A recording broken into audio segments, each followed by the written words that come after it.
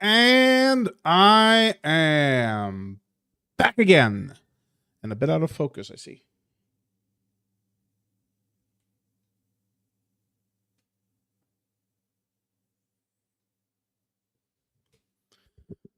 Is that better? A bit better. There we go. There we go. All right. I was honest to God, I was planning on streaming last week, more than I did. But things came up, and I had to not stream instead. So here I am, trying this week to stream more than once. I'm gonna do it. Because believe it or not, streaming more often, putting out more videos more often, also means higher analytics. Who would have guessed? Like I would have never guessed that putting out more videos meant more viewers. It's crazy. Like I like these let's put lifetime here. These spikes. You can see where I started streaming around here, I believe. This is the Anna Kasparian video. You can see it right there in the blue. 1,786 views on the Anna Kasparian destroys Dennis Prager. And then we have Door Hates Women. And more Anna Kasparian. Anna Kasparian just keeps popping up every now and then. Like over here, Anna Kasparian, 39 views. Like it goes from some days I have over 1,000 views and then just boop, 39. This was the world's first 100% Demon Win speedrun, which is me just recording from inside inside a video game, a movie being shown, and the RLM boys giving commentary. And I just did that because, and I just made it a speed run to circumvent the copyright laws. And here's the sick part, you sick fucks. We can go to, if we close this, let's go here. I don't have to show you everything.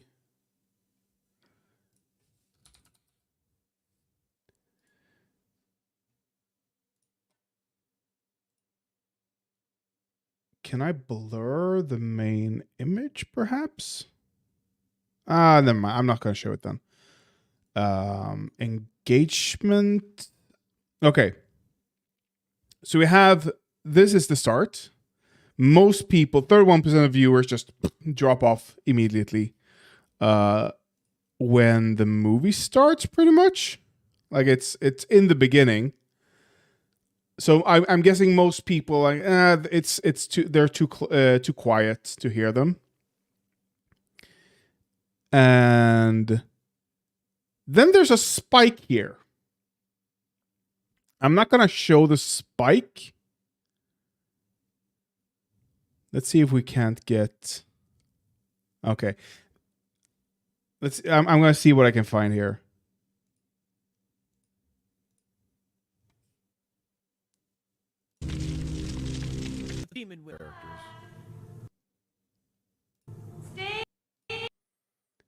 Here we go.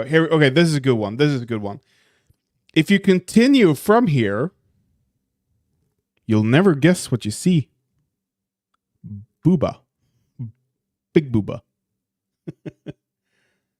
So, people are perverts. Let's just put it that way. People are massive perverts.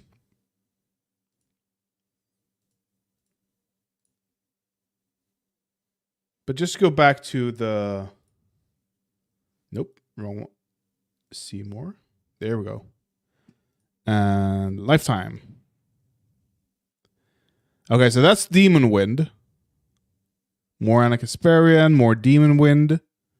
And then we come to... You can see here, like, I'm averaging just a few viewers a day when I'm not putting out new content, which is understandable. And then we come here, and we have Lauren Chen Can't Fathom Other People. This is a short, and it's 1,200 viewers. And Lauren, it's in the document you're reading, has 1,500 viewers. Which is also a short. My point is, my big brain point here is, I need to put out more videos, more content, more everything. And that's going to take time. That's going to be a long-term project, because I am bad at this. I wish I could focus more, but that's kind of the point with me seeking medication, you know. That is kind of the point. I also... Shut up.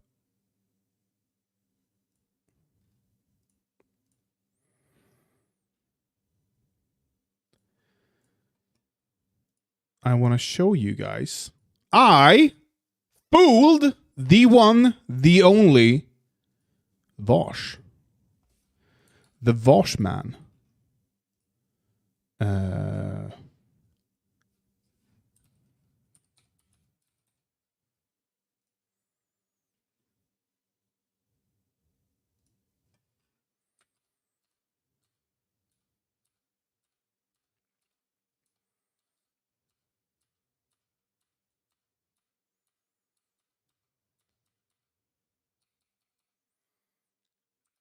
think this is it. Stream because of like I already know what I've watched so many video essays. I know what happens in the game. Probably Dead Space though. Jojo Mojo, thank you for the tier 1 sub. Not very fun fact, in most states parents are not mandated reporters. It's a bipartisan issue, but I'm confident in thinking cons are not in a rush to fix it. Probably not. I'm gonna move myself. Huggin Odinson with the $5. New Crowder Mug Club lineup on Rumble includes this guy, shameless plug included. What? Actresses, would you like to watch me take a shower? He was asking 20. Who are we talking about? Who's it gonna be? Who's gonna be? Let's spin the wheel. Wait, you can't just advertise your stream clips here. Hold on. I can, and I will. Hold on. This is a dangerous precedent to set. Shameless plug indeed. Is it Louis C.K.? Is it Harvey Weinstein? A number of other people. There are so many I've forgotten. The wheel is spinning. Hey, I just noticed something here. Kuim. No, I like him. Thank you, Kuim. Fucking Harvey Weinstein. Harvey Weinstein is the winner. Jesus. You think it's Revenge of the Nerds? Like him and Louis didn't get pussy before they were rich and famous. It was both. Fucking actresses, would you like to? Well, say what you will about shameless advertising, but he fucking called it, didn't he? Jesus. YouTube shorts are so powerful. Yes, they are. I got you, bitch.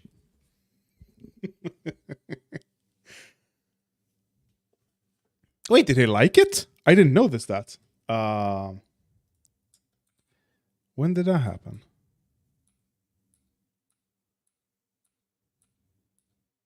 Plug indeed. Is it? There we go. That's when it happens. He likes it. Awesome. Thank you. Thank you, Vosh. I appreciate that. Yes, a shameless plug indeed. And now I can make a video about it. I can leverage the Vosh name to bring my stream to the masses. I appreciate that. Thank you. The funny thing was, I was watching this live, and which is, Vosh is one of the few live streamers I actually can watch. Like, I watch clips from other streamers, but I don't actively engage in their streams. Mostly because,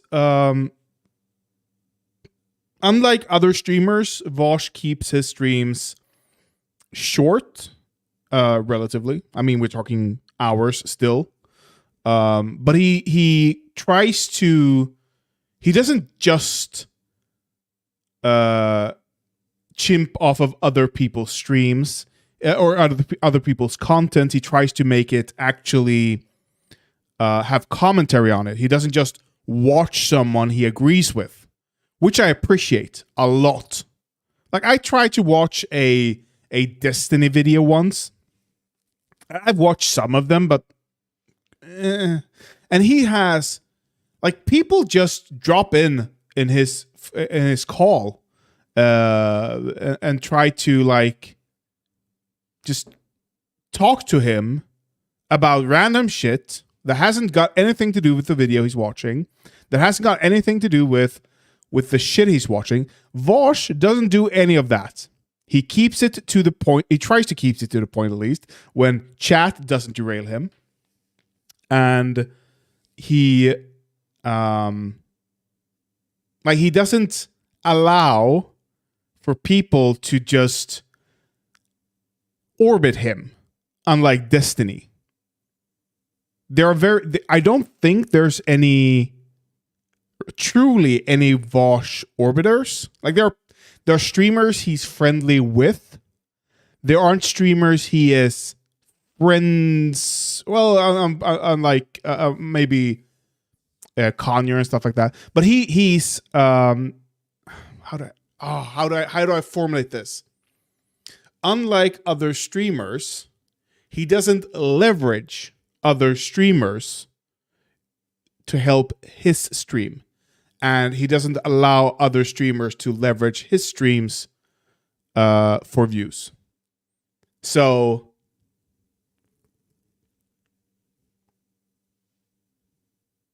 I just did it, though.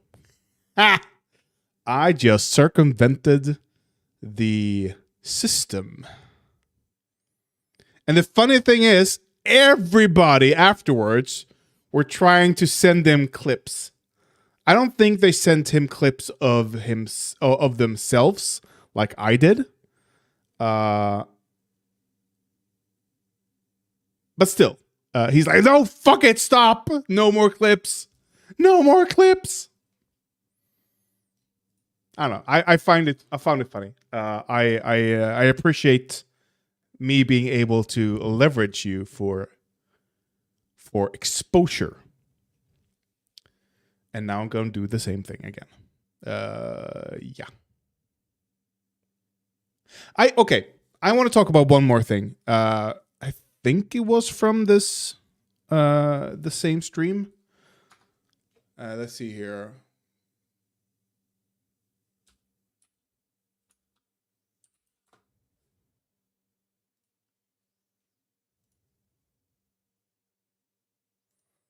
Okay, here it is. I have some thoughts. I think it's this.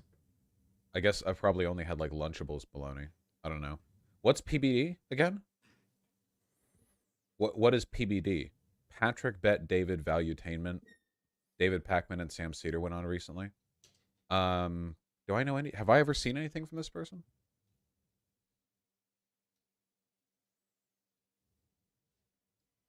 Valuetainment. 4 million subs. That's a lot of subs. Oh yeah, there's Sam Cedar. Yeah, I'd like to go on. I mean, if I get messaged, I guess. Ah, fuck. I have to email first, don't I? I hate that shit. Man, and I have to fly out. Ah, dude, what is with this fucking trend right now of everyone doing this stupid podcast setup where they have the mics under their faces and you have to physically go out to some fucking pedophile's compound to look at the fucking armor plating in the background here for what? If they shoot Sam, if they don't like his, I hate this. We developed the technology to talk over the computer instantly, and you're going to make me shell out fucking thousands of dollars for travel and accommodations, or you'll pay for it. First point. I appreciate some podcasts being in person. I think that's a neat thing. You can have a different type of interaction when you're face to face with someone. There are expressions you can make to the other person, which indicates you want to talk and stuff like that. It creates a different type of engagement that online doesn't do. So I appreciate it somewhat. However, I do agree that probably as someone in Vosh's position, where he doesn't want to, where he's comfortable being at home and doesn't want to fly out and just have, I would appreciate more these people, Valuetainment, allowing for an online interaction as well. Like, you don't have to fly out. But that's beside. I appreciate the ability for someone, once you come to a certain size, being flying around the country or the world in some cases for some people, just to be on the podcast. That's gonna be tough one to sell unless you can like bank a few of them in the same area. You know, if you go to LA, you can like be on 5 different people's stuff at the same time, you know, stuff like that. It's filmed in a former bank vault. Oh yeah, I guess that'll do it.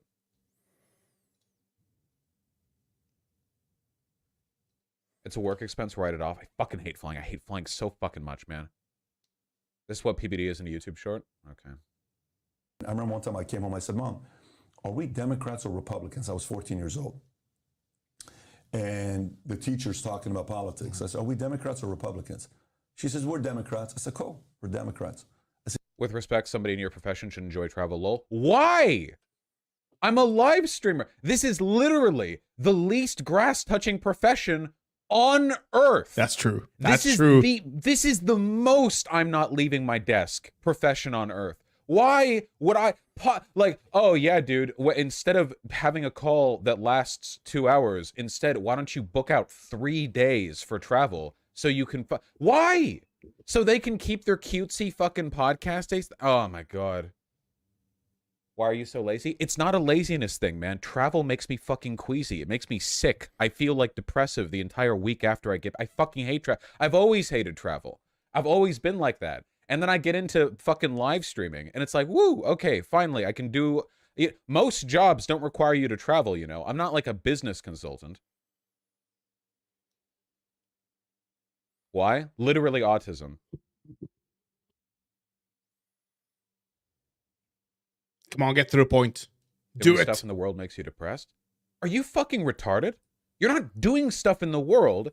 You're taking, rather than having a 2-hour call on your computer, you're taking 3 or 2 days to travel. That means going to the airport fucking really early. That means dealing with the airline. That means getting on the plane, getting off, everything, travel, sick, potential for COVID. I now have to sleep in a different bed. I now have to eat different food that I like eating. And like, you guys do actually know I'm autistic, right? You realize that's an actual thing and not just a fucking, you realize the fact that I can talk well to an audience right now doesn't change the fact that the autism's a real thing and not a meme diagnosis, right? And then I have to fucking use entirely different accommodations to drive over to some compound where a bunch of people will fucking watch over me as I have a conversation that is exactly the same content-wise as it would have been if I'd done it online.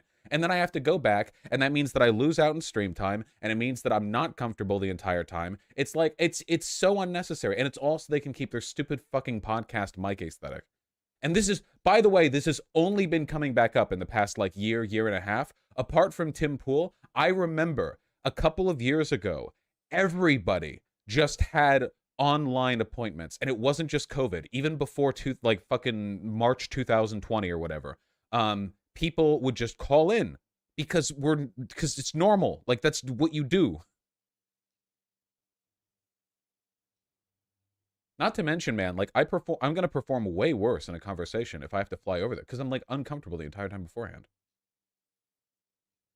I feel like Vosh is just arguing with kids who think flying and traveling is cool and don't understand the mental/physical tax it takes. Yeah, like traveling for vacation or to see my family is fine because I'm going to see my family. Not like, oh, now let's like upend a day and a half of like discomfort and frustration and expenditures to both ends of a 2-hour talk.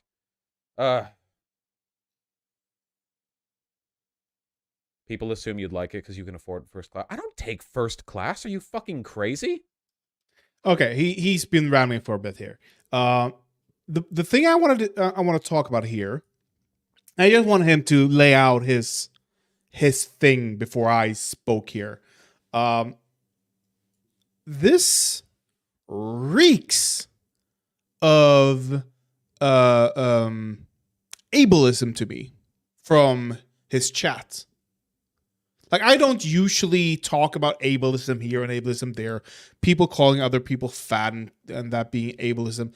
I know there's a level of ableism in that type of stuff. I know when women, usually women, but fat people in general, go to the doctor, they get, they always get diagnosed with, oh, it's just a fat. And there can be nothing else that explains the conditions they're experiencing. I know there's ableism there, but I don't speak about that mostly because it's usually not that subtle, you know? But I felt like this was kind of one of the first time I felt this is pure ableism. Like, people don't autism, people don't see autism, you know, unless you're hiding in your room the entire day,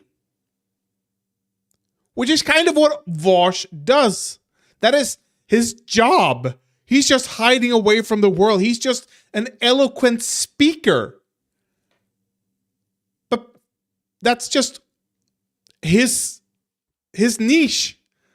Like, it's autism can exist in multiple ways. And I feel like having lived with ADHD my entire life without knowing it, looking back at so many situations in my past, I'm like, wait, wait a minute. That was ableism. And they didn't even know it. Like, just a thing like me always wanting to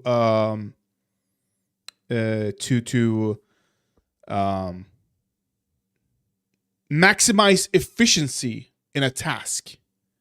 That is part of my ADHD. I've discovered. Me wanting to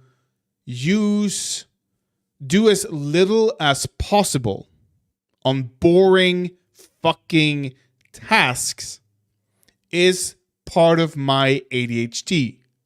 I don't want to be looking in the weeds of things that is super boring. So instead, I try to make things as effective as possible. And in doing so, I take more time in some tasks than the task would have taken had I not tried to maximize efficiency. Because there is a point. I watched a video on Excel Esports. It is a very strange thing this isn't the video I watched, but here's highlights. Like there are literally. How about Flash Field? There's no need for audio here. Let's mute it. They are literally just doing advanced Excel, and there's a guy as well. Sorry, not that one. There's a guy there as well. Just so they're doing advanced Excel, and that is. And in the video, which is from People Make Games, this video here, they explain that in some cases, not brute forcing, but just manually entering the data rather than automating the data is faster in some cases. But the issue is, if it's super boring to do that, I'm not gonna do it. I'm still gonna try to automate the data just to make it less boring to me. And some people look at this and go, "Why are you being stupid?" And I'm not being stupid. I'm just trying to do the task in the way I know how to do it. Because if I try to do it manually, I'm not going to do it. It's not going to happen at all. Hold on. I'm going to need to take this.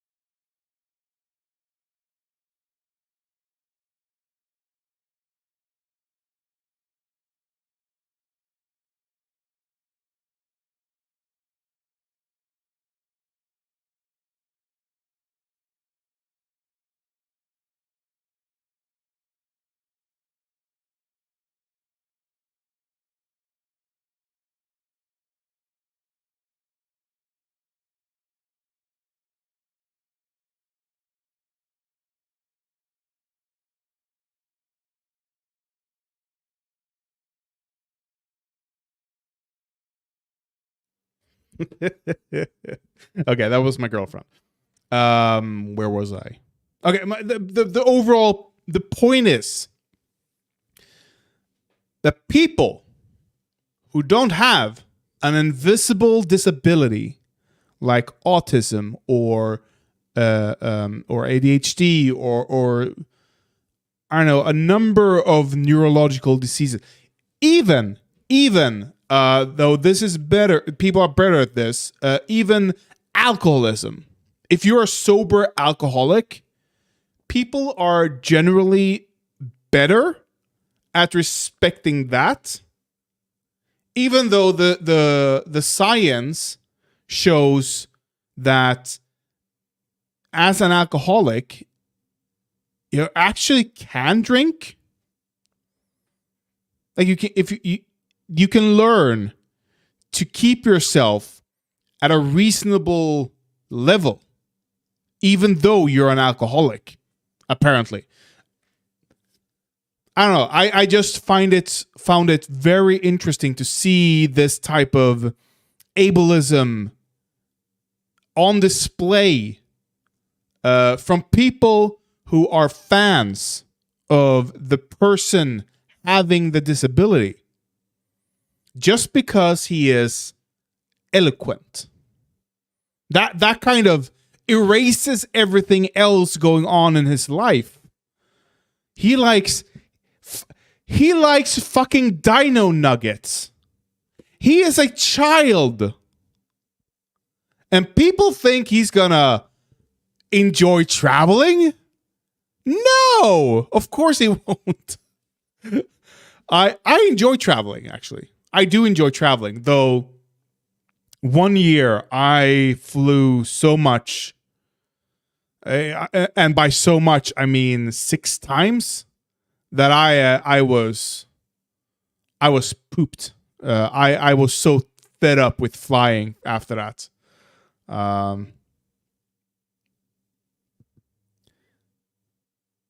There was something else. I don't know if this is going to be a video or not. We'll see. Probably not. I want to show you guys.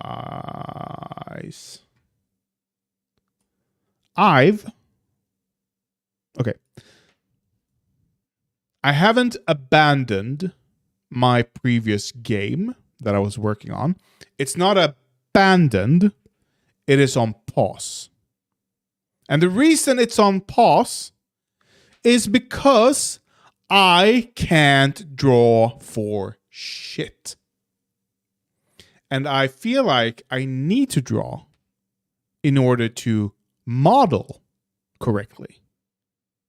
Like, I can model things, but they're gonna be bad models. I found 2 softwares,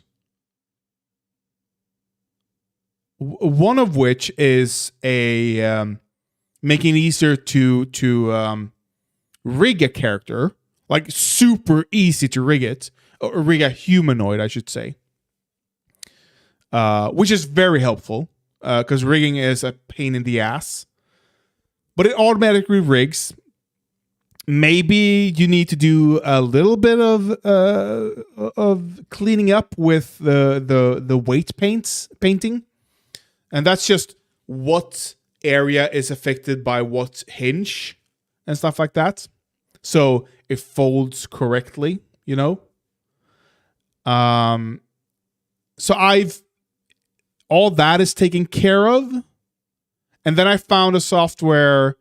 And when I say I found, a YouTube video informed me of their existence, and I'm like, thank you. I'm gonna use it. But yeah, and the second video software I found was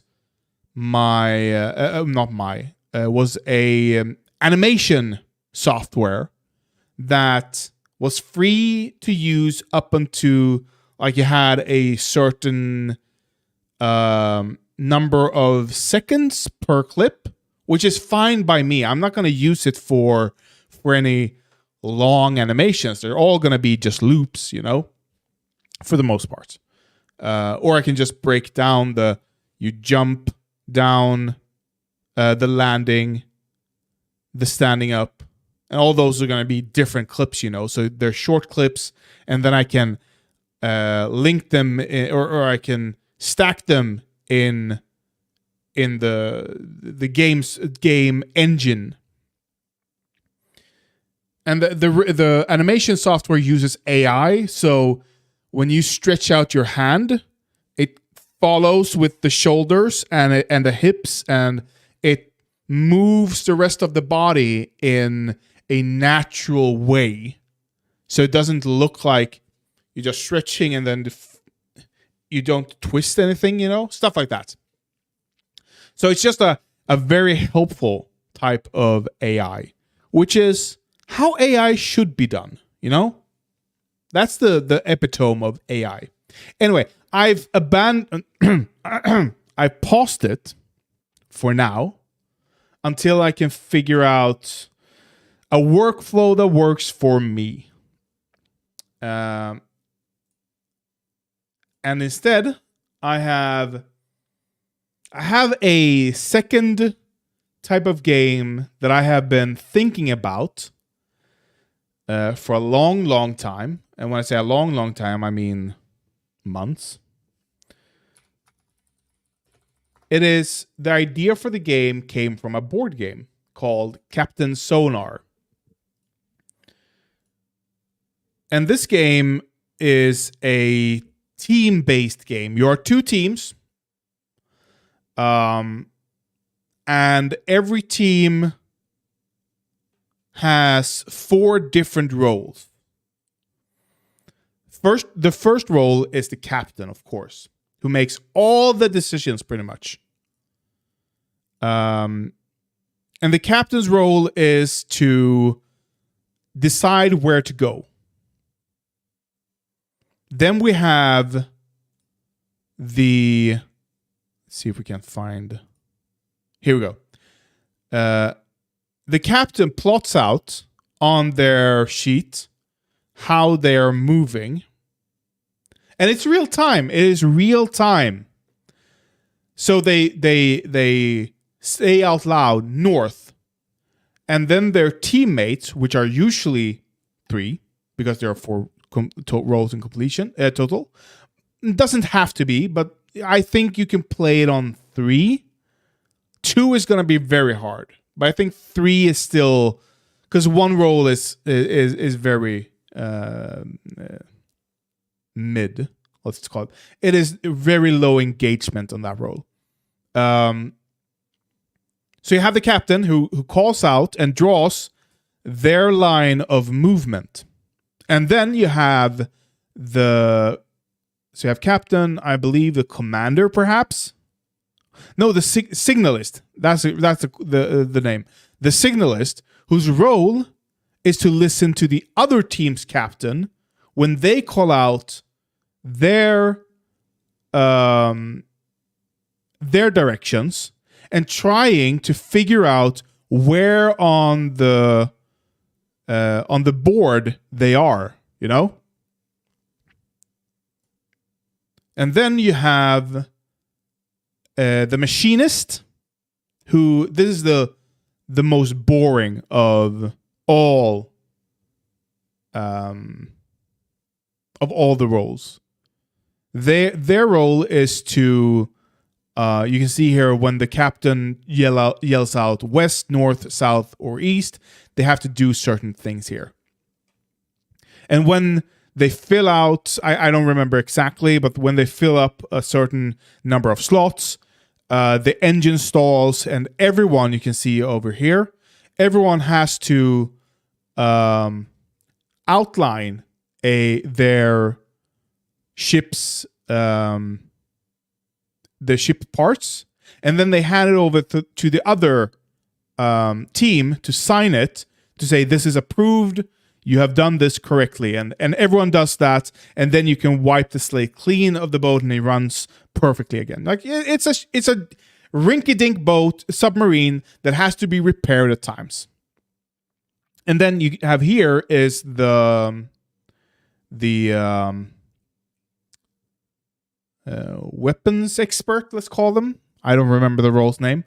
And their role is to, after every move, you can fill out one of these. And what they do is, when they are filled up, you can use that type of weapon, which does different things. You can have, I believe, one is a sonar, a drone here, which just locates the other player, and they have to tell them which quadrant they are in, you know, stuff like that. Here you can see teams of 4 playing against each other, and you have a divider up here. Anyway, I have explained enough to explain my game idea. Here's the game for now. You are the dot. I have one more thing I need to show you. Just to give you an idea of the future that I'm building towards.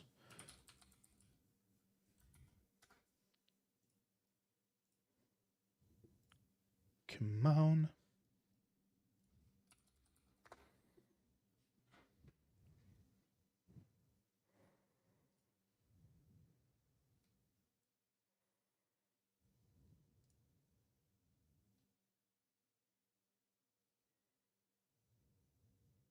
Oh, right. Why did I go there? No.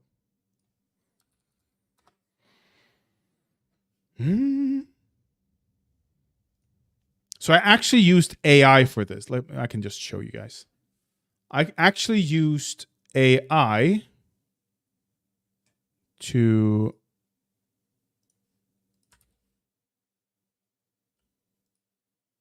really? Okay. To generate an image, just to give me like something to work with. Game interface for submarine game. And this is what it gave me.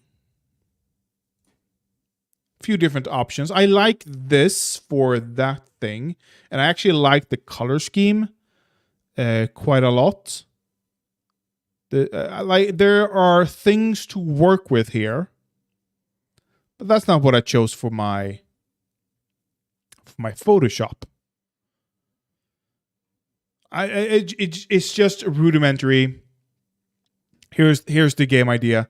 Here's the... So you have the submarine's name over there, which is your name, the player name. You have enemy detection. A list of actions. I don't know exactly how to do this. Different attack things. Leaderboard. I don't know if I'm going to have that, but I'm just... And here are here's islands. This is the game interface in my mind. Okay? And here is where I've come so far. You can see here, it's not going to show up very... Let me actually do...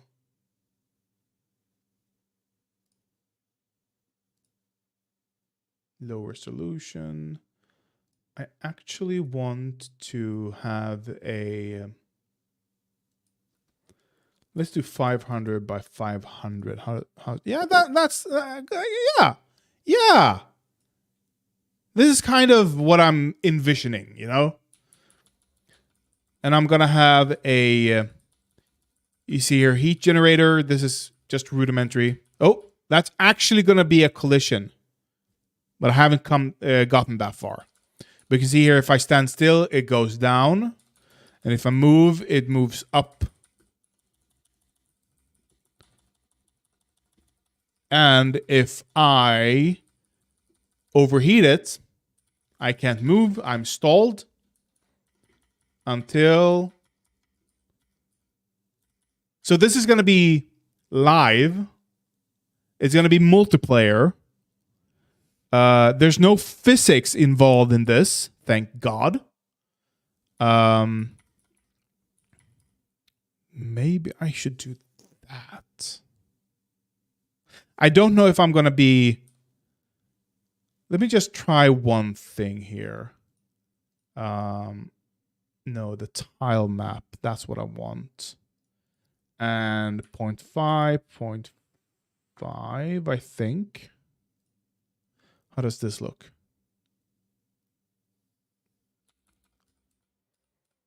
Yeah, there we go. Now I can sneak up on the islands and just keep myself to the edge. But yeah, this is pretty much it. The rudimentary stuff.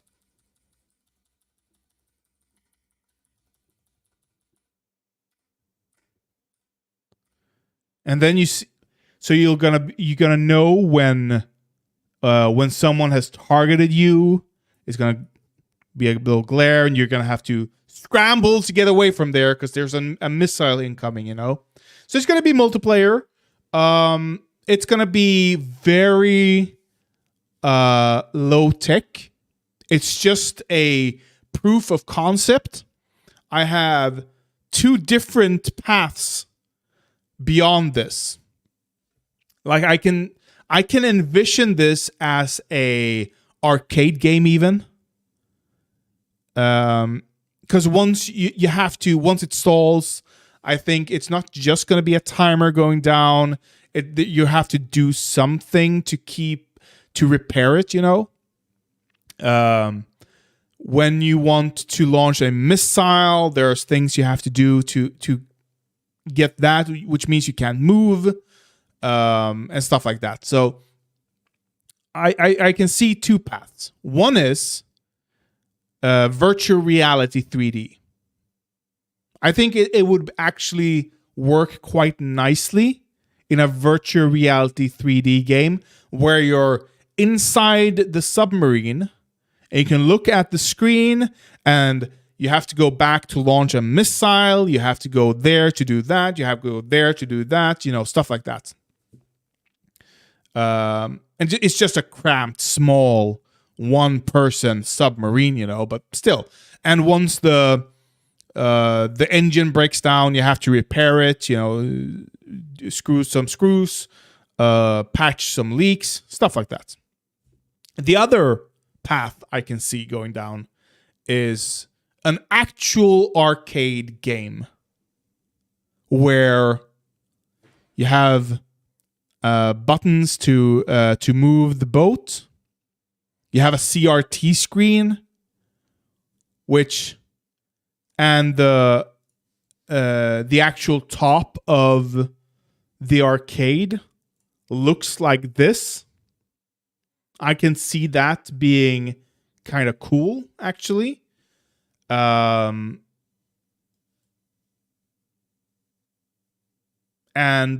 I can envision, like, you have those 4-person arcades.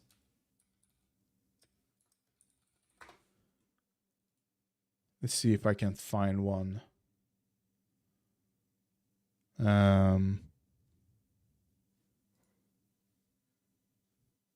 Like, you have something like this, but everyone's monitor is tilted towards them, so only they can see what's going on. I think that could be kind of cool. But both of these... Hey, Blaze. I'm just talking about game design at the moment. Both of these are... What should I say? Down the line, and I would need funding for it. I know there's a lot of funding at the moment in virtual reality. And I could see myself creating this as a virtual reality arcade, actually. So maybe if you're not in your own submarine, you're an avatar in chat. What is it? VR chat or something. And you have a virtual reality arcade game in that VR chat lobby. Stuff I can envision that. And then you can say to some arcade game developer that you can take this concept into the real life and yada yada yada. You know. Point is, this game, this is the one that I am gonna make as close to finished as possible without overextending myself. That is the goal at the moment. I don't want to overextend myself with this. It's gonna be a proof of concept first. And then I'll see what I can do with that. So that's where that's where I am at the moment. Proof of concept only. Nothing more, nothing less. Because the moment you go beyond proof of concept, you always overextend yourself. And then you sit there going, oh, how the fuck am I gonna fix this?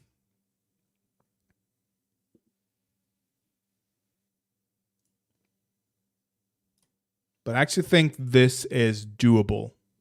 Quite doable. I don't know if it's gonna be fun though. That's gonna be the hard part. But at the moment, I I mean, I've created a, you can see here, current seed I have down here.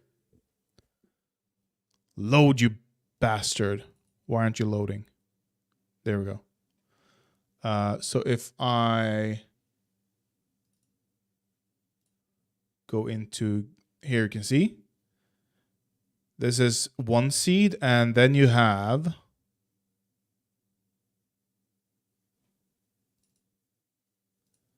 a completely different seed.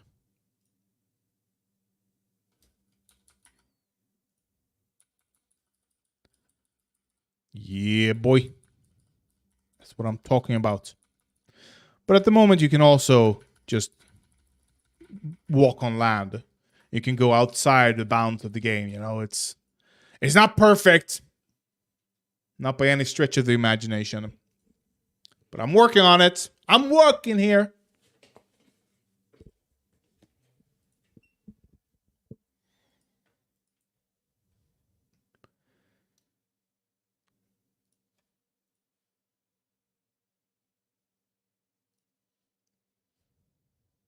But yeah, this is how I use AI to enhance my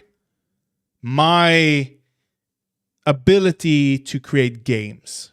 Because I am not the most artistic-minded person. But, you know, I can, if I just a prompt and I get some inspiration that I can use to help me envision. Oh, I like this actually. Envision the concept better.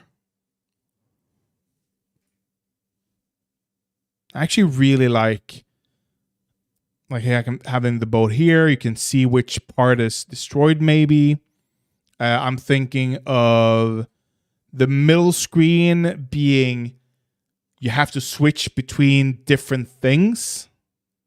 So you have the radar, and then you have a knob you can twist to watch. I don't know. You get the damage report on one screen, stuff like that. But you're then by then you're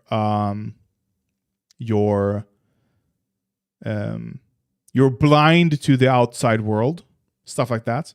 The idea with stalling, once you overextend your heat gauge, generator heat. If I just come on, oh, it's so slow.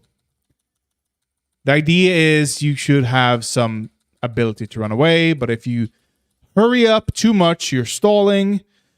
The idea here is you have to not submerge but emerge, I guess, from the above the sea level, which makes you visible to everyone else. So you just become a ping on the radar if they're close enough, you know? And they can see your exact location. So even though you're so overextending yourself, while you might get away from the current missile targeting you, you're certainly gonna be targeted by the next missile again. Stuff like that. I think it's a concept that could, for sure, work.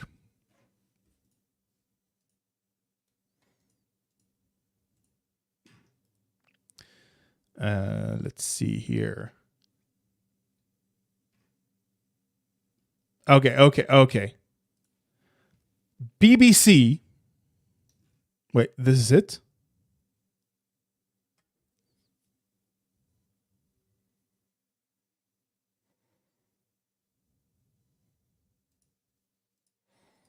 Wait. What is this? BBC, where's the video?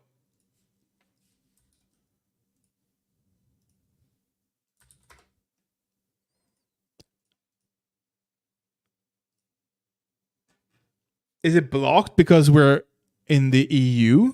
Is that it?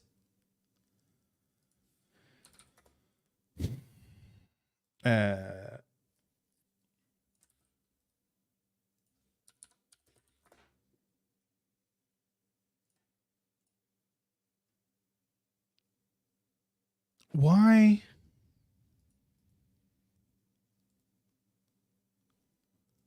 So this. Oh. Wait a minute.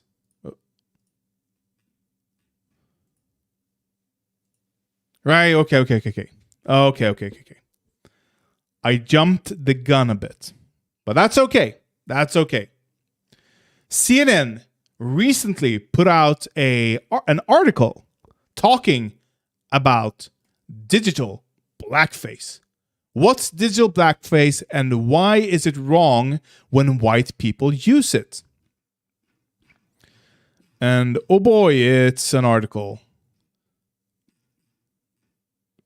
Maybe you shared that viral video of Kimberly Sweet Brown Wilkins telling a reporter that after narrowly escaping an apartment fire, ain't nobody got time for that. Classic. Absolute classic. Perhaps you posted that meme of supermodel Tara Banks exploding in anger on America's Next Top Model. I was rooting for you. We were all rooting for you. Or maybe you've simply posted popular GIFs such as the one of NBA great Michael Jordan crying, or of drag queen RuPaul declaring, "Girl!" If you're black and you've shared such images online, you get a pass. But if you're white, you white devil, you may have inadvertently perpetuated one of the most insidious forms of contemporary racism. You may be wearing digital blackface. What is digital blackface? It's a good question. It's a great question. Digital blackface is a practice where white people co-opt online expression of black imagery, slang, catchphrases, or culture to convey comic relief or express emotions. Express emotions. These expressions that one commentator calls racialized reactions are mainstays in Twitter feeds, TikTok videos, and Instagram reels, and are among the most popular internet memes. Digital blackface involves white people play acting at being black, says Lauren Michael Jackson. You know what? I agree with this statement. Digital blackface involves white people play acting as being black. That is how I would define digital blackface. I do not agree that using reaction GIFs of black people being hilarious is digital blackface, because I'm not pretending to be black. I'm not play acting as black when I do that. I am lending a cultural language, a shared cultural language that other people on mainly Twitter have, to convey my feelings towards whatever is being said or whatever I've written. An author and cultural critic in an essay for Teen Vogue, Jackson says the internet thrives on white people laughing at exaggerated displays of blackness, reflecting a tendency among some to see black people as walking hyperbole.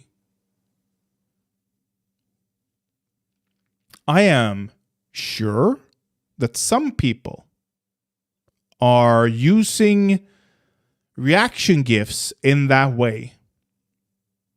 Sure. But say you, for some reason, follow your favorite content creator had a bad take, and you as a white person respond to them with this image or this GIF. I was rooting for you. We were all rooting for you. How dare you? is that we say white people laughing at exaggerated displays of blackness, or is it people reacting to what's being said, what's being done, what happened, with a GIF that just conveys the emotion perfectly?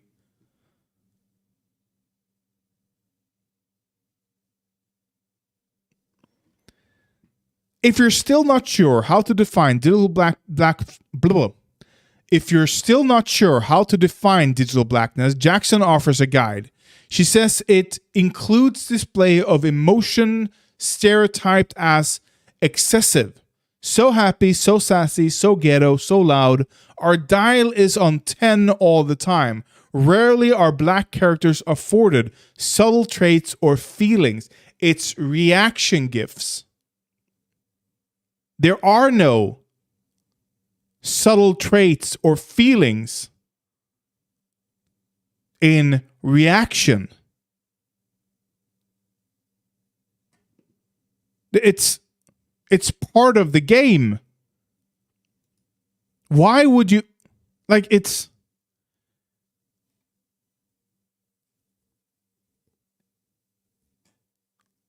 has nothing to do with being black.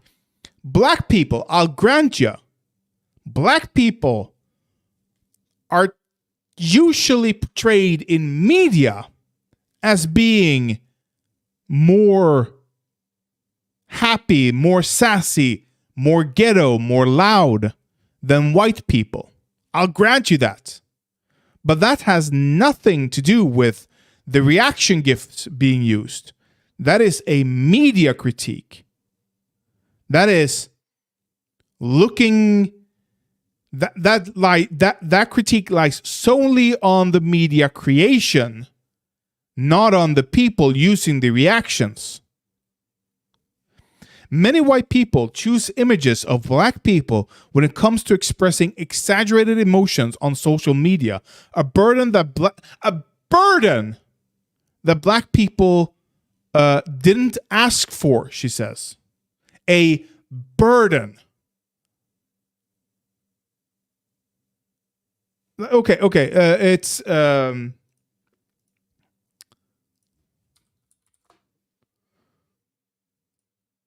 I've just searched for what? We have Kermit the Frog. We have a dog. We have Steve Carell as Mike from The Office. I don't remember his name. Steve Harvey. We have Keen, I believe. I might be wrong. I've not seen, but that's from Nickelodeon show. You can see Nick here. You have a white girl. You have Steve Carell. Like this, I could use a bunch. We have white people. Did any of these? These are all these white people, not her. All of these white people are.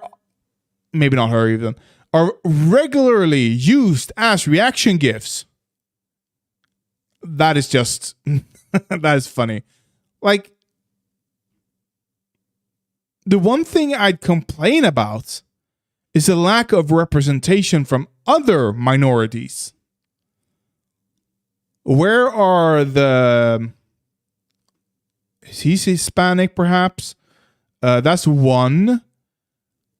We have no Asian. We have no Middle Easterners. Maybe he's Middle Eastern. I don't know. But there's a clear... Oh, we have one Hindu, or Indian, I mean. The clear one... I'm gonna say... Homo erectus, perhaps? Like, this is not a black-centric reaction, and the most popular ones are fairly divided between black and white people. So I don't know what. Yeah, you have to look quite a while to find people who are not white or black. But it's not a burden that black people didn't ask for. First of all, they are part of the media. This is part of the modern media landscape. If you go on Twitch and you see some of the GIFs or some of the emojis they have there, specific on Twitch, there are people there who didn't ask to become emojis. But they are. Because they encapsulated an iconic moment in Twitch history that just became... It's not a burden, though. And they did ask for it by being part of media in general. Anyway, we are your sass, your nonchalance, your fury, your delight, your annoyance, your happy dance, your diva, your shade, your yas moment. That is a gay thing, though. That is a queer thing. Jackson Wright. That is not a black thing. That's a queer thing. Though I do know that in the US, these two have a very entangled history. The weight of reaction gifting, period, rests on our shoulders. Rests on our shoulders. Are you sure about that? Let's just go how. We have white people. We have white people. We have white people. Popular white people even. We have the most popular probably how GIF, reaction GIF. Britney Spears is also very, very popular.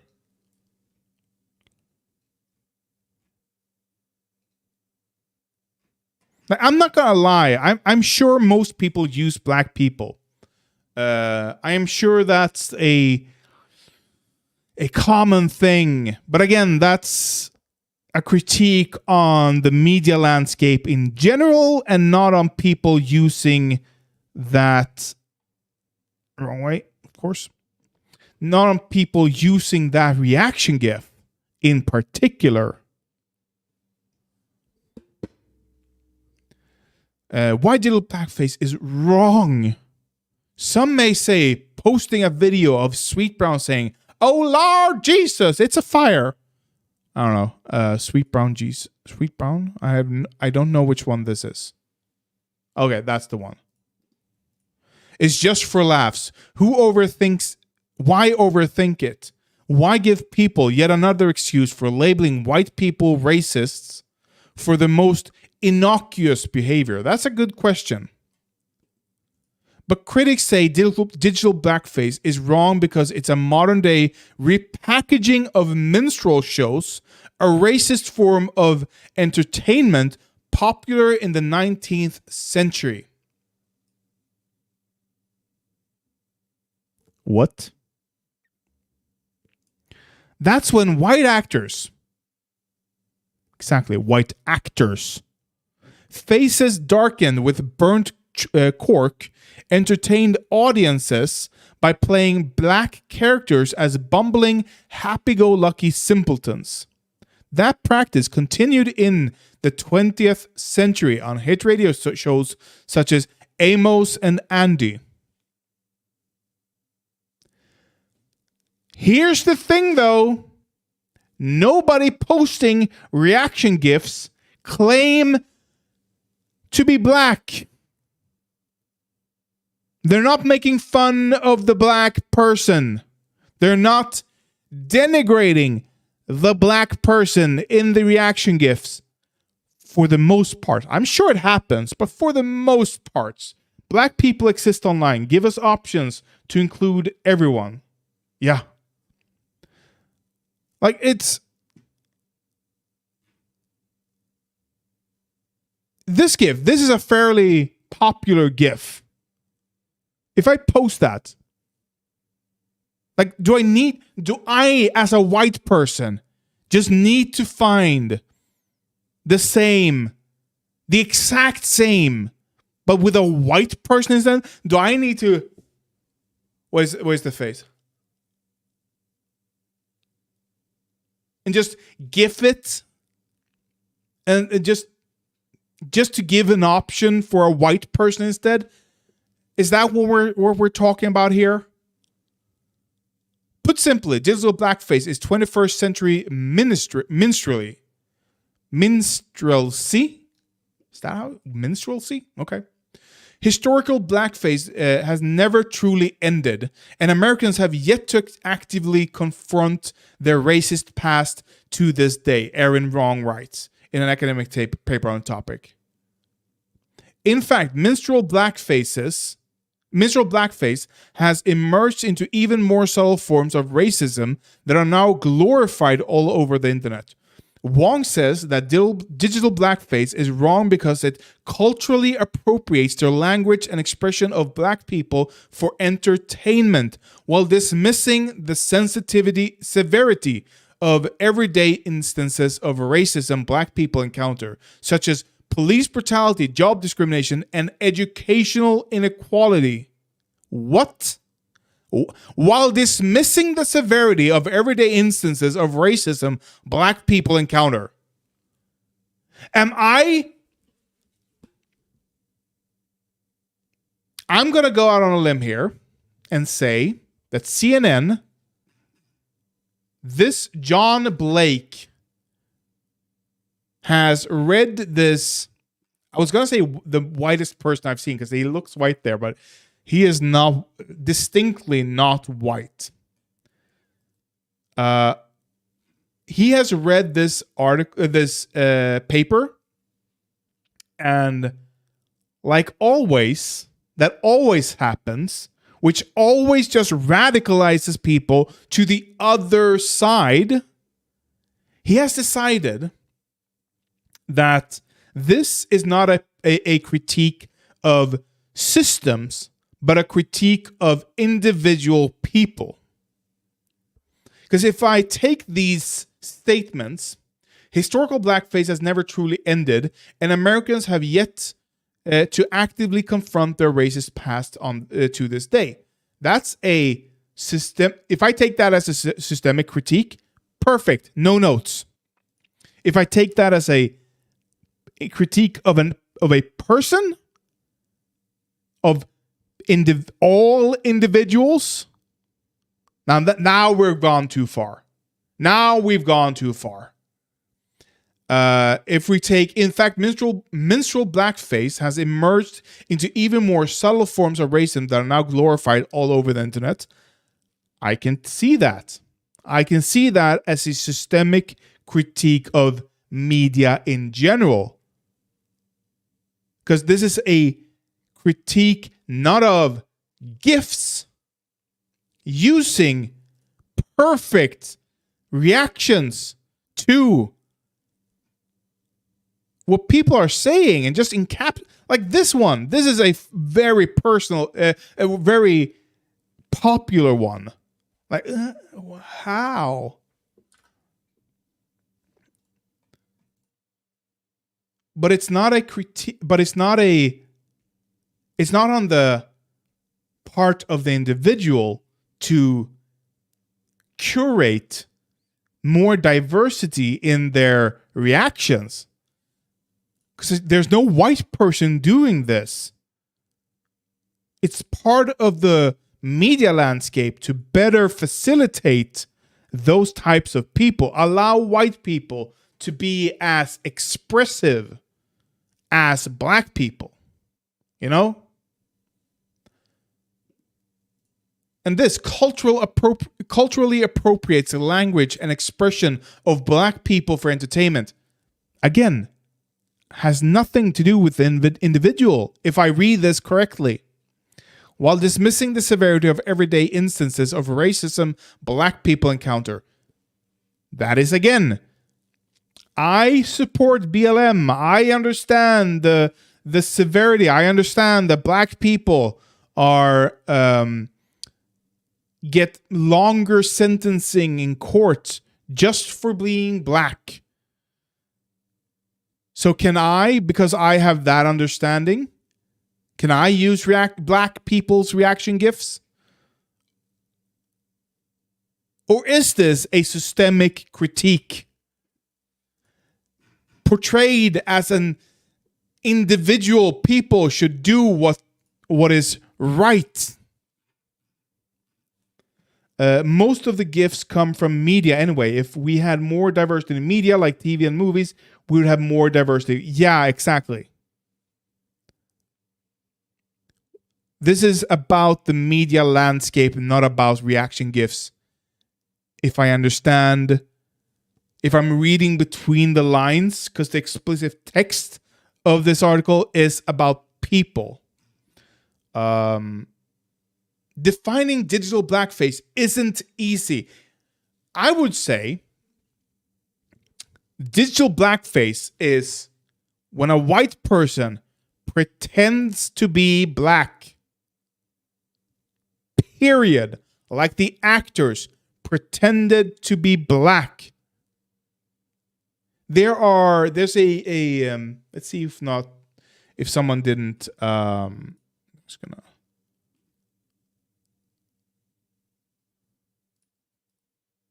I think, wasn't there a congressman or something?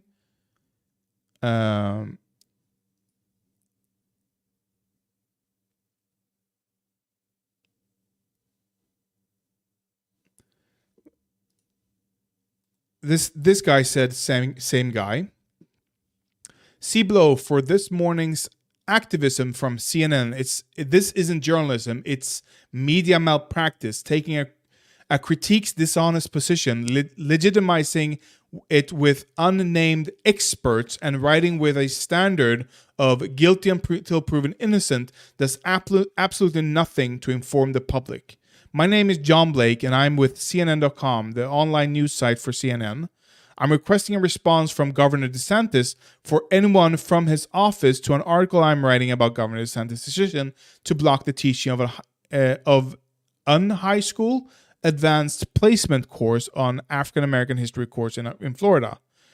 I've talked to one of the nation's leading scholars on fascism, who, along with another scholar who is, okay, this is, nah. Yeah, alt accounts. Black alt accounts to white people. But they're, seriously, did nobody post this? Like, I saw everyone's been dunking on this article.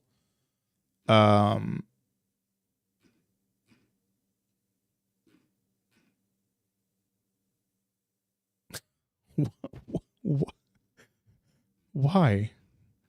Sorry, I'm just there. Someone posted a GIF of 3 black women shaking their booty and sexually assaulting a white, and I mean pearly white, mannequin.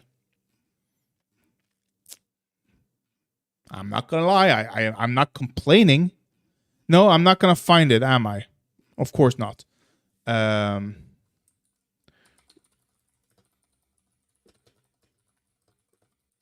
see if I can Google it.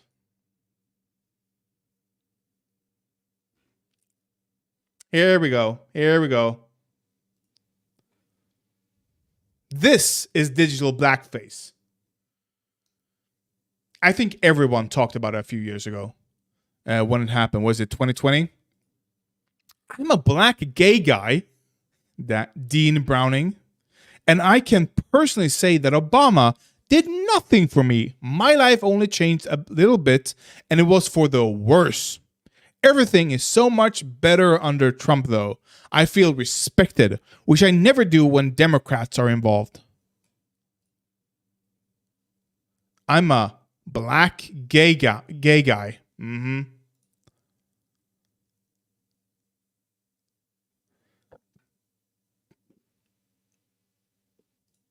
That is what I'm thinking of when I hear the words digital blackface. Gay, definitely. Ain't nobody, ain't no man thinking that much about gay sex and not being gay, okay? You know what, you want to know how often I think of gay sex? Never. It never crosses my mind. Ever. Unless we're talking women. Lesbian sex, now that crosses my mind often. That lives rent-free up here. Gay sex? 2 men? Never. Not even once. Unless someone forces it on me. Defining digital blackface isn't easy. In trying to define digital blackface, it depends on who you talk to. Well, what? The standard for some is comparable to what one Supreme Court justice once said when asked his test for pornography. I know it when I see it. Yeah, it's hard to define porn. This guidance might help if a white person shares an image online that perpetuates stereotypes of black people as loud, dumb, hyper-violent, or hypersexual. They've entered digital blackface territory. So, let's see here. There was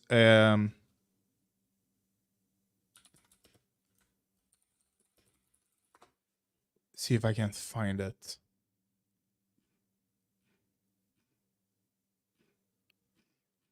There was a video. Okay. Here. Is this digital blackface? Is this digital blackface? According to this definition, if a white person shares an image online that perpetuates stereotypes of black people as loud, dumb, hyperviolent, or hypersexual, they've entered digital blackface territory. This apparently isn't just, I don't know, it might not be, but let's assume. This isn't just racism. This is digital blackface now. I talk about making a definition worthless. Like completely unusable. And yet, even with that definition, it's hard to figure out exactly what is and isn't digital blackface. Yeah, because it's too broad, you idiot. This is the challenge that Elizabeth Halford faces. Halford, a brand designer, wrote an apologetic essay. Elizabeth Halford, a white woman, of course.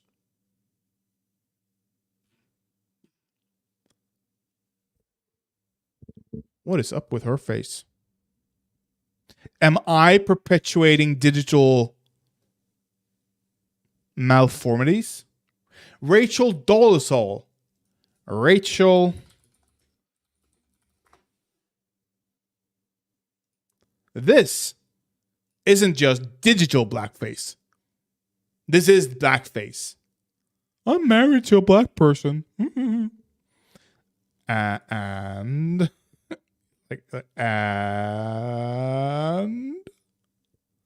what's her name?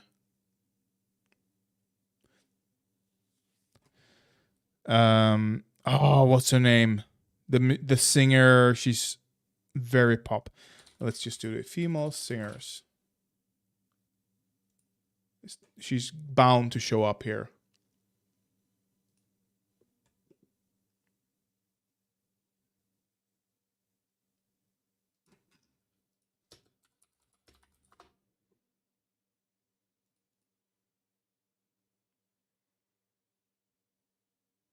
No? Really?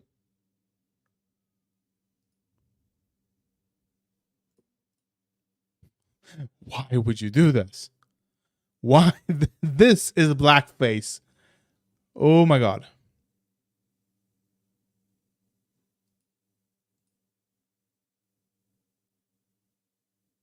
I honestly don't know if that's blackface or not. It might just be some people are very dark, but it's probably blackface. That's blackface. Oh, what's her name though? I am contemporary female singers.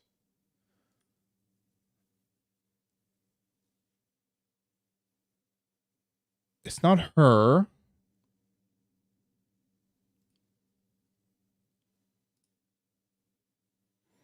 Let's just see here. What is this? Can we find the same? I have an image in my mind. Like Iggy, she has absolutely done some blackface, hasn't she? Ariana Grande, there we go.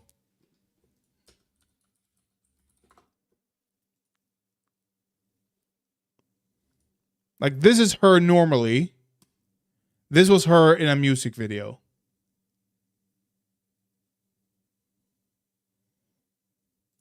Is that Ariana Grande? Is it Photoshopped? No. Well, it might be the lighting, but yeah, she's heavily bronzed up. This is a lighting thing. This is not blackface. But you know.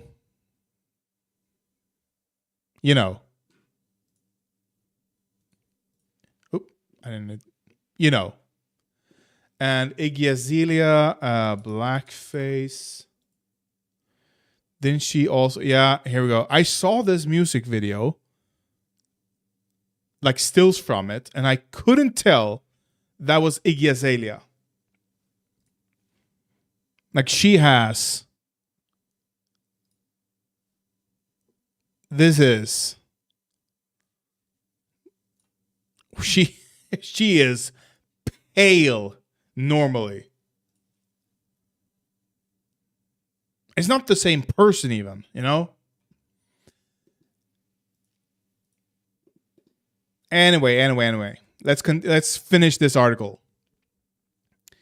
Halford, a brand designer, wrote an apologetic essay in 2020 about how she made a meme out of Wilkins' "Ain't nobody got time for that" catchphrase and sent someone a gif of the singer Beyonce repeating, "I'm not bossy, I'm the boss." Wait, that's it? That's it? I've engaged in digital blackface, Halford wrote. I've laughed at people of color on the news facing horrifying crime and disaster and loss. I've appropriated black trauma as punchlines and peeled their faces off to put on my own and say what I can't say to make you laugh, or just because it went viral.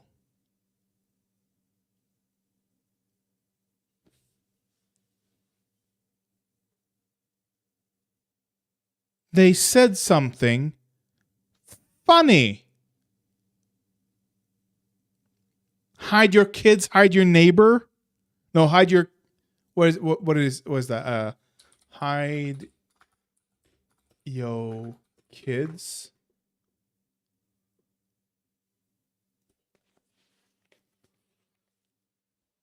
Man in bed with her. That break-in happened at East Elizabeth. The woman went in and he tried to help her out, but the man got away, leaving behind, though, evidence of his visit.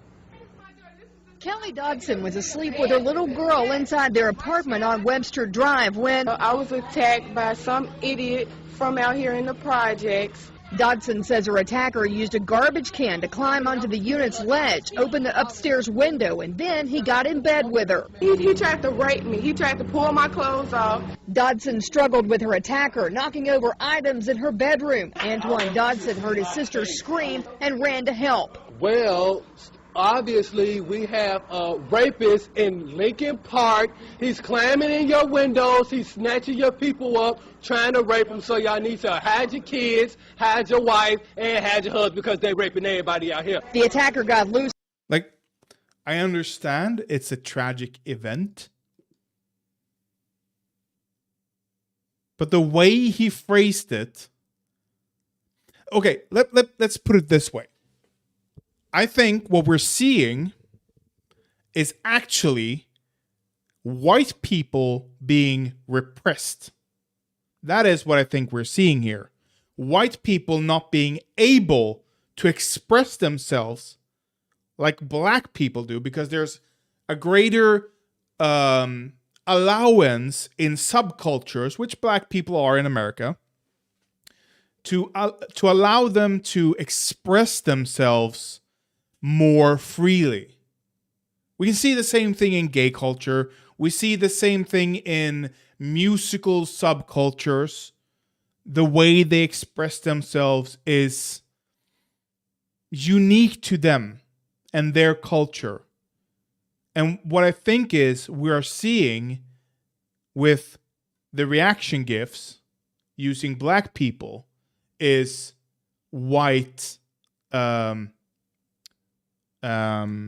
jealousy. People are jealous that they can't express themselves in the same way. Like, do you seriously think? Let's see here.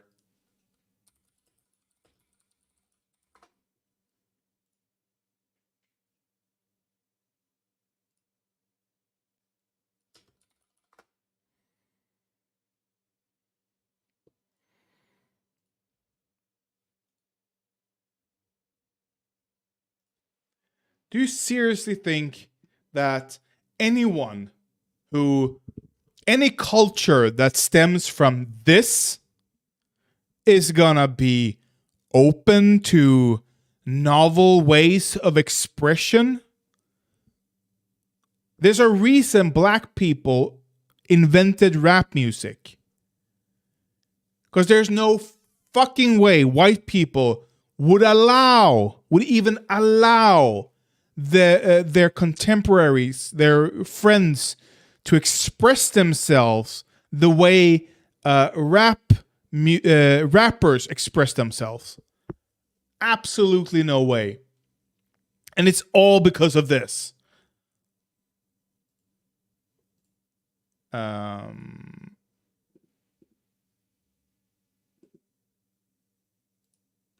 So it has nothing to do with I understand we dislocate the GIF from the trauma it is associated with.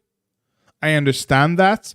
And that can have some problematic implications.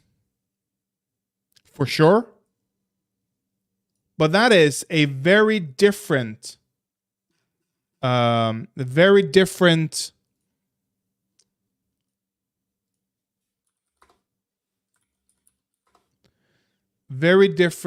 a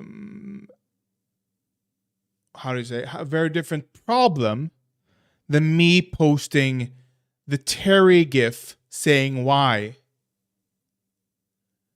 That has nothing to do with digital blackface.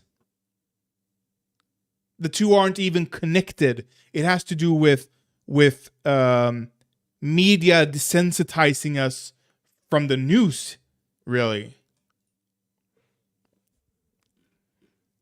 Halford tells CNN she was bothered that she overlooked the context of Sweet Brown's interview. The woman had just experienced a tragedy. I guess we find it funny the way black people tell their story with so much flair. Yeah. Again, white people repression is what this is. Because white people can't express themselves that way. It ain't possible. It ain't allowed. Because we are highfalutin and, we have to be correct. You have to speak correctly or otherwise it is an abomination. That's what poor people do. There is liberation in being poor. There is liberation in not having expectations put on you to be eloquent at all times. But at the end of the day, one woman's apartment building burned down while she was in bed. But Halford says that doesn't mean she won't use any more gifs of black people. She doesn't object to the Beyonce "I'm the boss" meme because she thinks it empowers women. She says that as long as a meme or GIF is empowering and not demeaning, she feels free to use it. Besides, Halford says, if she refrains from using any black memes, she runs into another problem. Those are the most effective because white people are so boring. That's what I said! Pre-read. Jackson, in her Vogue essay, acknowledges it can be hard to know where to draw the line. Now, I'm not suggesting that whites and non-black people refrain from ever circulating a black person's image for amusement or otherwise, she writes. There's no perspective or proscriptive step-by-step rulebook to follow. Nobody coming to take gifts away. Hide your gifts, hide your reactions, okay? But no digital behavior exists in a deracialized vacuum, she says. A white person can spread digital blackface without malicious intent. Digital blackface does not describe intent but an act. The act of inhabiting a black persona, she says. She adds. Employing digital technology to co-opt a perceived cachet or black cool too involves play-acting blackness in a minstrel-like tradition. No matter how brief the performance or playful the intent, summoning black images to play types means pirouetting on over 150 years of American blackface tradition. So I'm gonna, okay.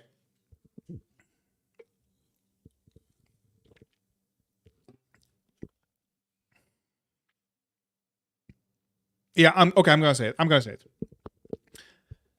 Blackface, just like the N-word, while it has or due to it having a problematic history, actually, in and of itself, like, removed from history, isn't problematic.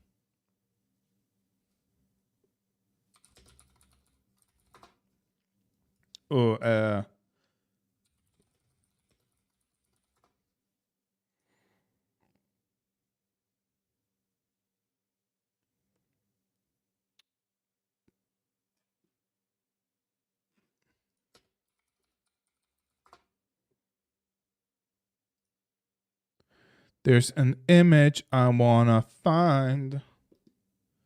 Where is it? Where is it?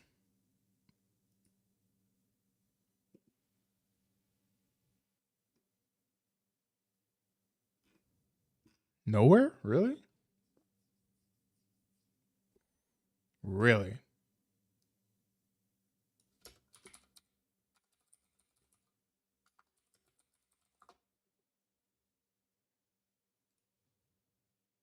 Nope. I can't find it anywhere. I saw an image 100 years ago, probably by now,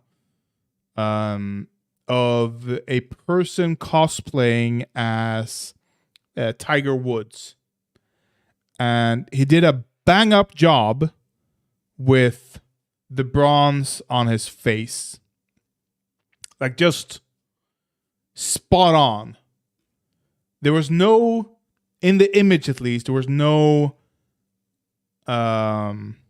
hint of racism or minstrel show in it. He just wanted to look like Tiger Woods. But now I can't find it.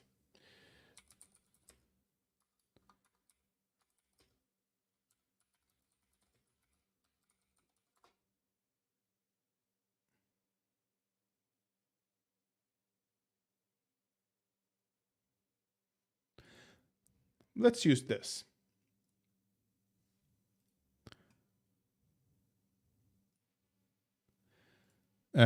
Scrubs.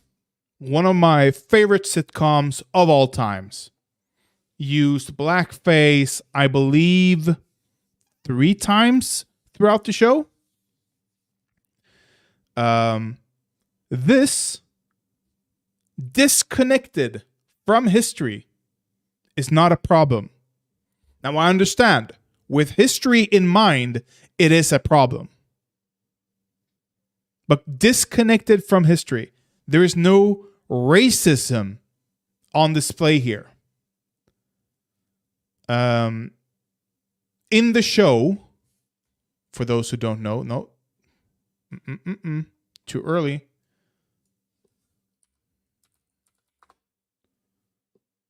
In the show, we have Turk and JD. Oh, here's all 3. Turk, JD, and why am I blanking on her name? What is Elliot? Turk, JD, and Elliot. These 2 best friends, these 2 on and off love couple, okay? Hello.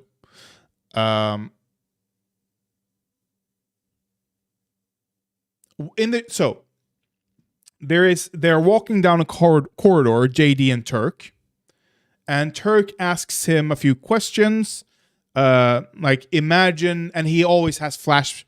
You always see the fantasy scene in the show. His imagination is so wild that he is transformed into his fantasy, you know. So Turk asks him, okay, imagine you and me being roommates, okay? What would that look like? Something like that. And they're playing games. Okay. Now imagine something, and then imagine you and Elliot being roommates. What's the difference? And this, he says, is the only difference that Elliot was black? And he's like, yeah, something like that. So there's no racism intended here, though due to the historical context, it is now coded as racist. But had there been no minstrel shows in the past, I don't think this would be an issue. This, on the other hand, would be an issue. You can clearly see this is a minstrel show on display here. Like using, everything here is coded to be stupid black person, you know? Oh, this is perfect. Here's a perfect example. Again, I think was there Julianne Hough? I don't think she had any bad intent in doing this, bronzing up her skin. It's okay, Blaze. You don't have to explain yourself. I don't think Julianne Hough had any intent of being racist here. She just likes this character from Orange is the New Black so much that she wanted to resemble her. Removed from history, there's no racism on display here. But due to history, this is still coded racist. And my point, and I think the same goes for the N-word, really. Now, I don't know how you would do this with words, but remove the N-word from history, from its historical context, and you have no racism, right? Like the word isn't inherently racist without the historical context. Like, I know you can't remove historical context from words like that easily, at least. But if you do that, there should be no inherent racism in the N-word. If I am quoting someone, if I'm singing along to a song, if I am reading the description of the word or whatever, you know, just referentially, not calling someone the word, just referentially. My point is,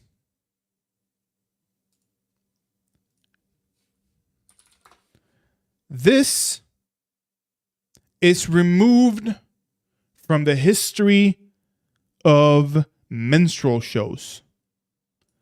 There is no connection between this and the historical minstrel shows inherently.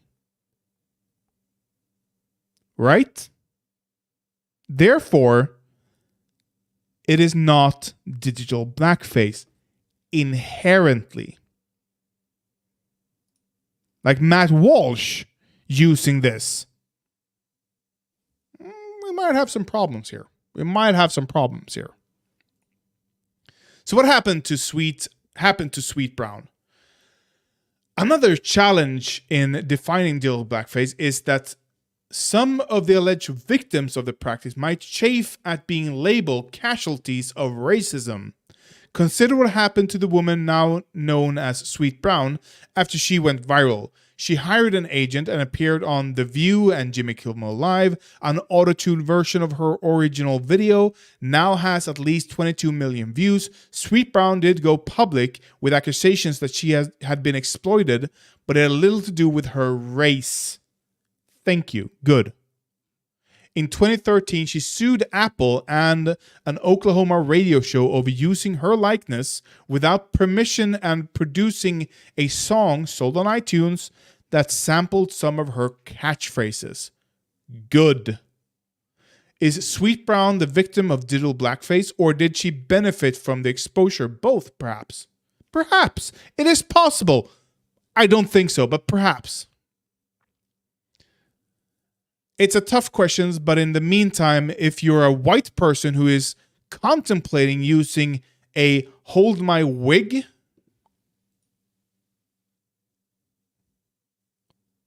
I've never seen anyone use that gif. You should consider the advice Jackson offers in her Teen Vogue essay.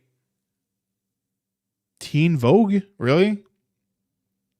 To white people, white with a capitalization, who play act being black online. Jackson writes, if you find yourself always reaching for a blackface to release your inner sass monster, maybe consider going the extra country mile and pick this nice Taylor Swift gif instead.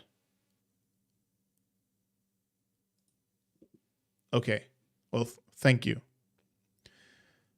John Blake is senior writer at CNN and the author of More Than I Imagined, what a black man discovered about the white mother he never knew. Oh, so he is white. Well, that's nice to know. Now, here's the thing. This isn't a new thing. I remember when this happened a few years ago. I didn't remember it being the BBC, but apparently it was. Is it okay to use black emojis and GIFs? 5 years ago. Ever shared this? Or this? Nothing like a good reaction. Michael Jackson, he is a that popcorn eating, oof. GIF, right? But you've probably noticed the most popular ones are of black people being dramatic. This is digital blackface. Blackface is when a non-black person uses makeup to blacken up. Minstrel shows depicted black people in all sorts of negative ways. They were mocking, demeaning stereotypes, and they exaggerated black people's facial features and their expressions. And digital blackface is the 21st century version of that. White people using GIFs to perform some kind of exaggerated blackness. And that's not all. Let's talk about white people using dark-skinned emojis. This is a form of cultural appropriation, paying little respect to someone else's culture and using it however you please. So what? Ooh. Whoa. Paying little respect to Hold someone else's up. culture. Hold up. Let's just for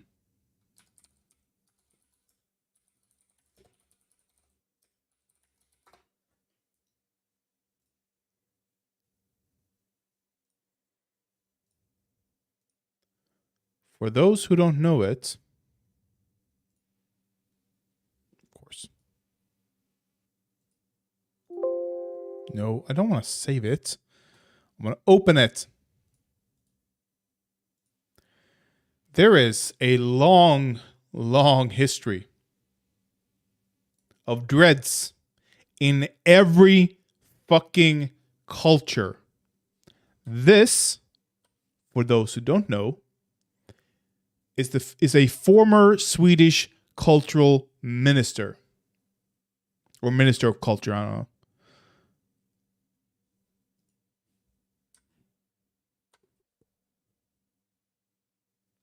Now, why would it be cultural appropriation for a Swede, which I don't know the origin of this image, stock image posted by models. It could be from anywhere. But anyone Nordic, but in reality anywhere, having dreads isn't cultural appropriation. Because every culture around the world has had dreads. Every. And paying a little respect to someone else's culture, what do you want me to do? How do I pay respect to black culture for using dreads? How do I do that? Like, do I donate 20 quids every month to the AACP? Is that the African American or triple ACP? Whatever. To BLM. Is that how I pay respect to the culture? I don't know. I understand, especially in America, but I'm sure it's happened here as well. I'm sure plenty of places in Europe. Europe ain't perfect. Europe is plenty of racist. I'm sure black people have a harder time finding work, finding acceptance with these types of hairstyles that white people can do, and it becomes a cultural statement. We've seen that with the Kardashians. Like their younger sisters, the Jenner sisters. I believe they had like cornrows at some point, and the media went wild, proclaiming it as some sort of a statement, some sort of a what's it called? Like a cultural landmark. And I understand that type of thing being grating on the nerves for black people. Like that is something they've done for a long time and been told to go home and never come back to work because they have that type of hair. But it's not necessarily cultural appropriation. Not necessarily. And using it however you please. So what's wrong with white people posting these GIFs and using these emojis? Well, now that's a good question. Black people are not here for other people's entertainment. We're not symbols of excess. If you're an entertainer, by definition, your role is to entertain. I'm sorry. What the fuck are you talking about? Emotion. And we aren't here to make you look more sassy, more sexy, or more street. We don't want to be seen as having two-dimensional personalities. Let us decide for ourselves how we wish to be perceived. Now, I'm not saying you have to be black to post these GIFs. That's actually what you just said, though. But what I am saying is think about what you're doing. Ask yourself why you're always drawn to that GIF or that emoji. So that's my view. But what do you think? Like they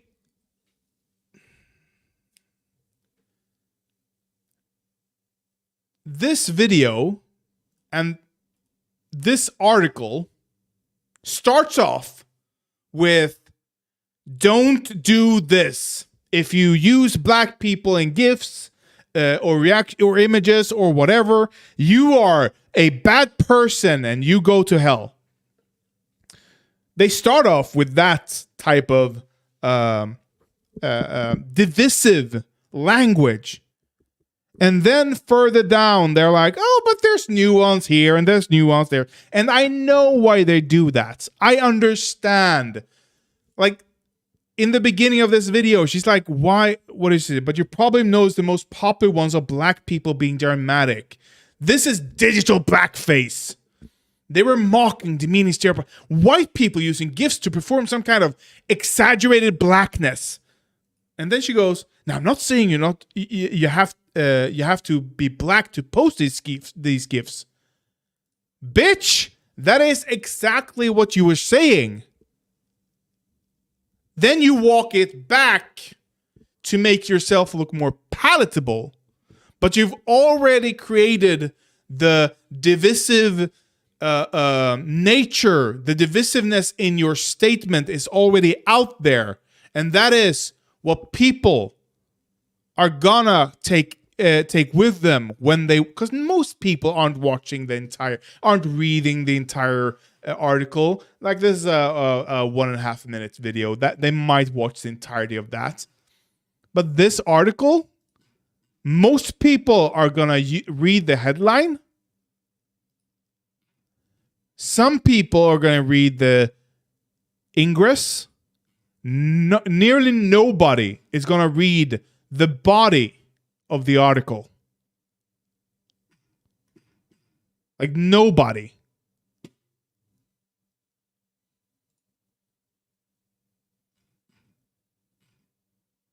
It is, to say it mildly,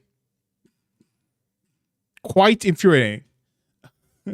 This tweet got 15,000 quote tweets. Let's do that. I am gonna see here. Okay,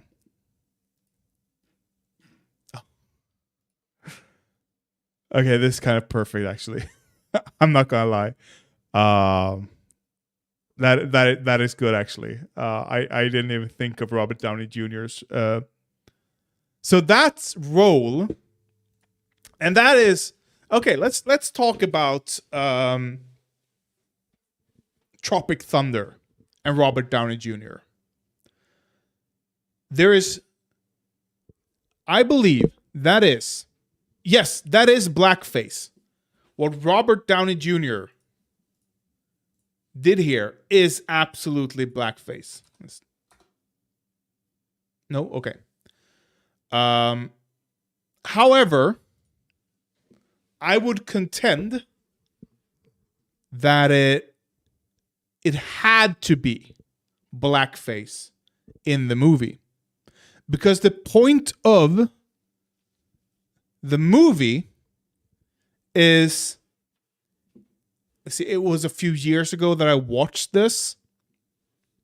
But if I'm remembering correctly, the whole point of him doing blackface, he went beyond blackface there. He changed the color of his skin. He didn't just paint the face. He was considered such an excellent actor because he was white that he could play anybody. That he could play a black man better than black people could. That was the point. It's a critique of Hollywood in essence. It had nothing to do with minstrelling. It was critiquing white people.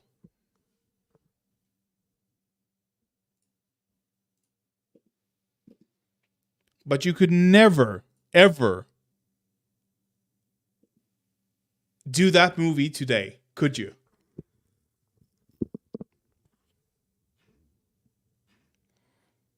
And it's just so stupid to actually, like, we are living in divisive times. This is probably the most divisive times for media I've ever experienced.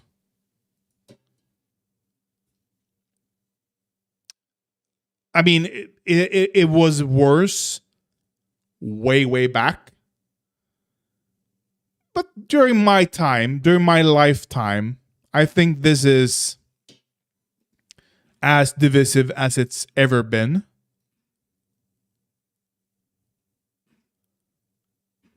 And it is not helping. Because we are hurling ourselves towards fascism and a new civil war in the US, which will help nobody. Absolutely nobody.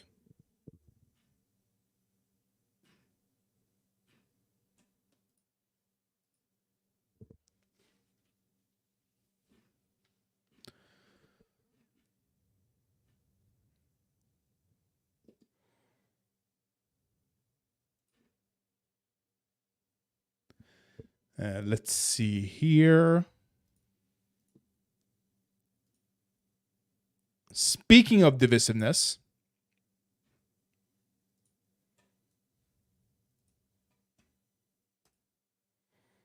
Israel is moving towards a revolution, it seems. They have been protesting for I don't know how long at the moment. A few weeks, by months. They have, the moment protesters break through the barricades in front of Prime Minister's residence. One newscaster calls this by its name, a popular uprising. Tomorrow, a nationwide strike is on horizon. Joined by universities, the military is more fragile than ever. In Tel Aviv, unbelievable photos of main freeway blocked at 12 a.m. Protesters happening throughout Israel. Netanyahu's firing the defense minister is being declared as a blatant attempt to transform the country to a dictatorship.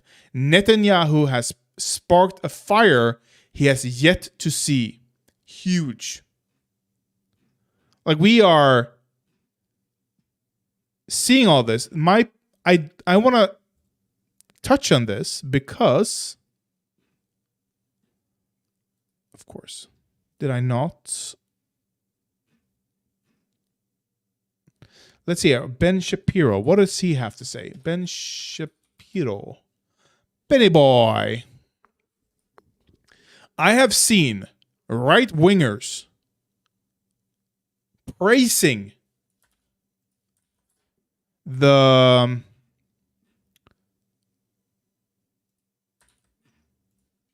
Israel, praising the uprising, the protests in Israel.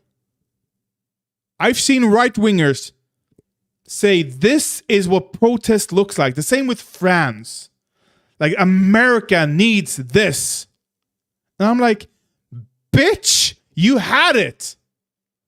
It's called Black Lives Matter. You had it. And you squandered it. You ignored it. You hated it.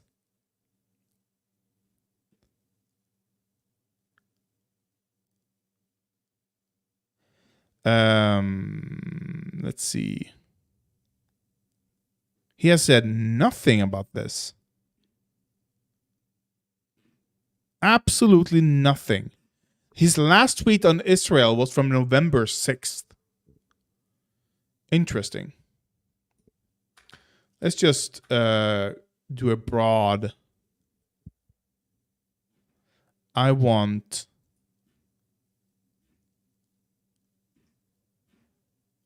someone who is an obvious right-winger, a famous right-winger perhaps, whom I can hate on with impunity. Or without impunity? Something like that.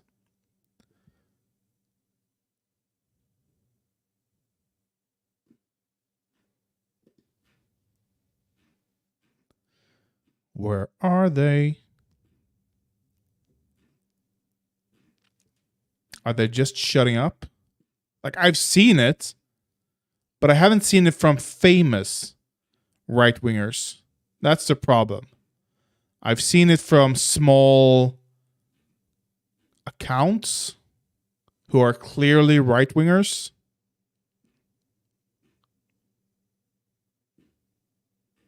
Can we get from Tim Pool, perhaps? Tim Pool. From Timcast. At Timcast. Do you have something to say? 2020. Nobody on the right is talking about this, it seems. Like, no big accounts. They're all just ignoring this popular uprising. Probably, I'm guessing, because they know. They know that if they actually talked about it,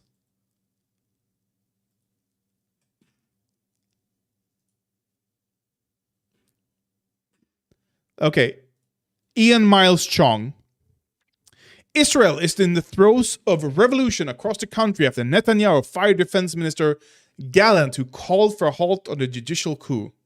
The color revolution in Israel is being funded by the United States. He thinks it's a color revolution.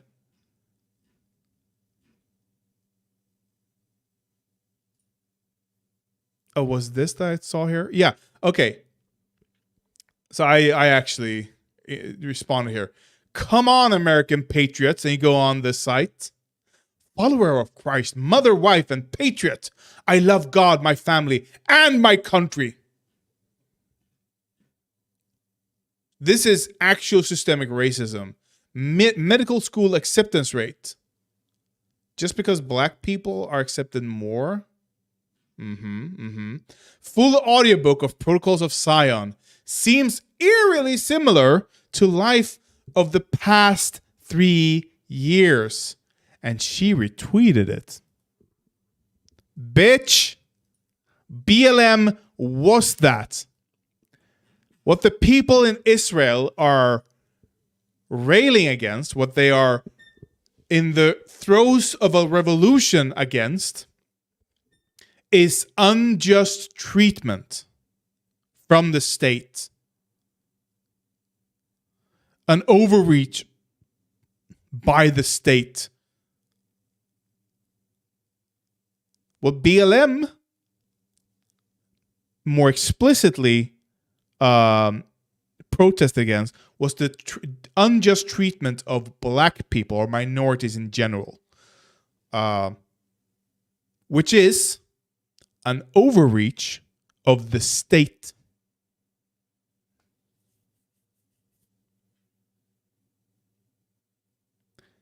What is happening in France, what is happening in Israel, what has happened in the US with BLM, it's all part of the same pattern.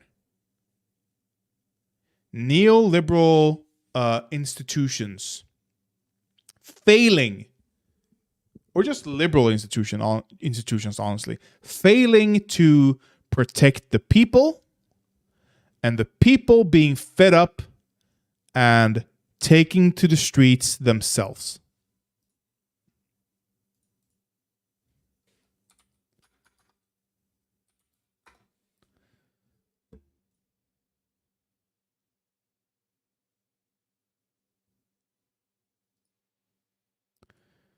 I want to see here.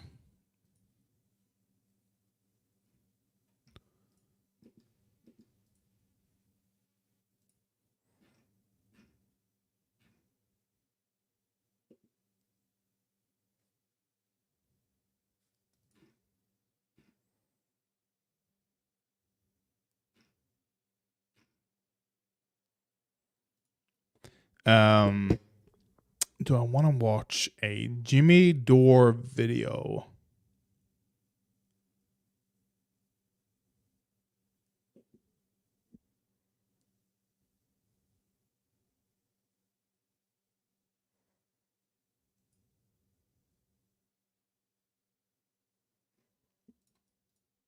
He's so boring though. Like, he's not fun.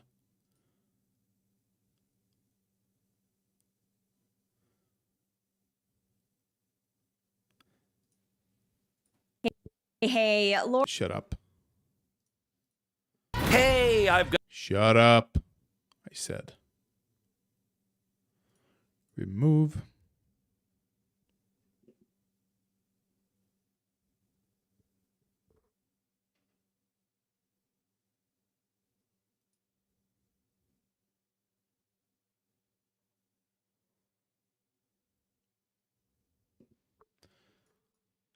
What did Lauren Chen? The Lauren Chen, okay.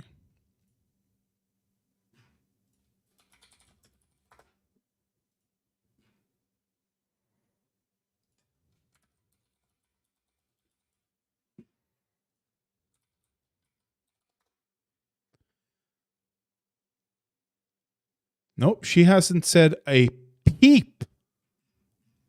Has she said something about France?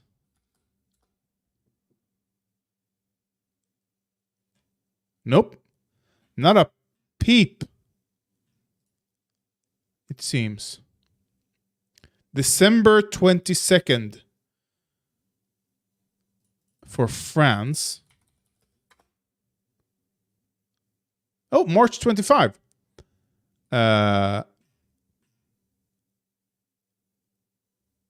Some 70-year-old country deciding to call itself Israel, so now we have to fund its government forever.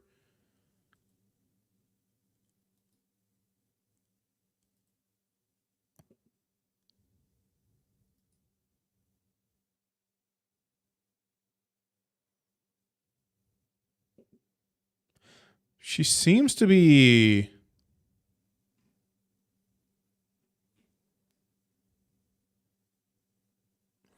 It's not anti-Semitism to acknowledge that Israel has annexed land. Videos showing African migrants being refused transport and getting stranded in Ukraine have people screaming racism, but according to reports, it's citizenship, not race, determine the allotment of limited seats. As always, there's more to the story than Twitter lets on.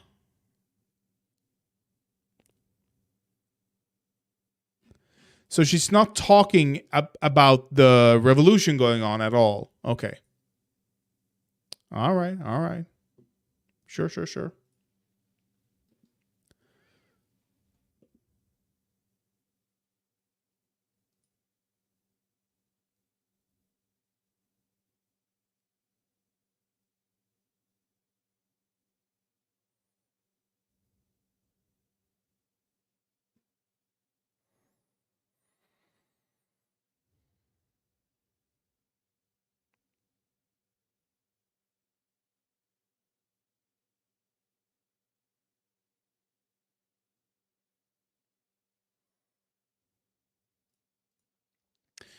Everyone is familiar, I'm assuming, I'm hoping, with the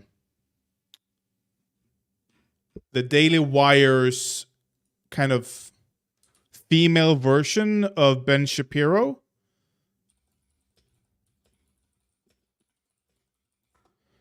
Who, Cooper something, right? Brett Cooper. Brett Cooper, yeah. Brett Cooper.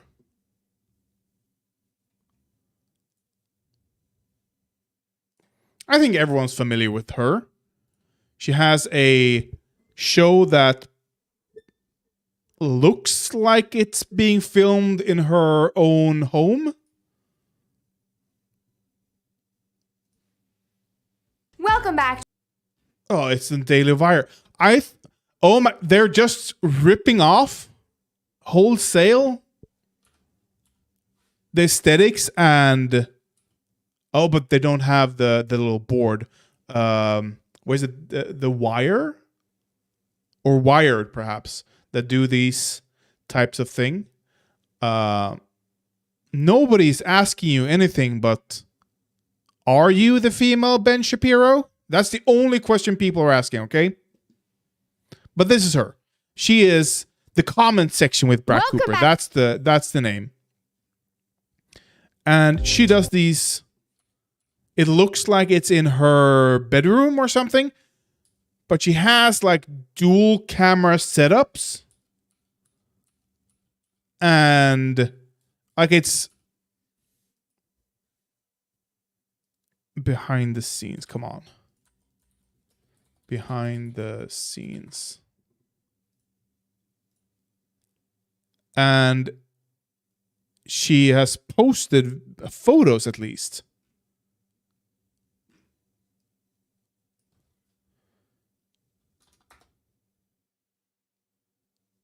of, like, you can see like the high quality cameras and lighting and everything being used. Like it's a full on fucking production being used there.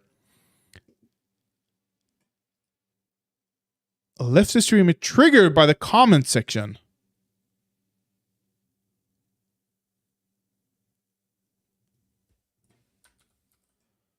Not even using his name. Shame. I'm not. Maybe we'll watch it later. However, there's another one, but on the Blaze this time, I believe. What happens? What can we... Hello. About just hanging out and talking about trending topics. I'm not a...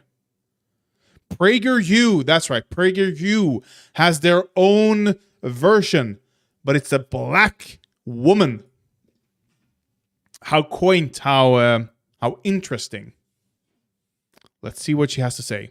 This trend will destroy humanity. So a couple of TikTok trends are influencing young women not to have children. Let's...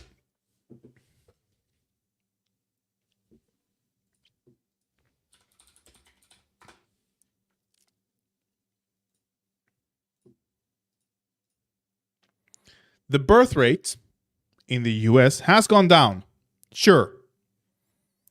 Births per 1,000 women ages 15 to 44. But you can see here, it is still not in the red. Global birth rate.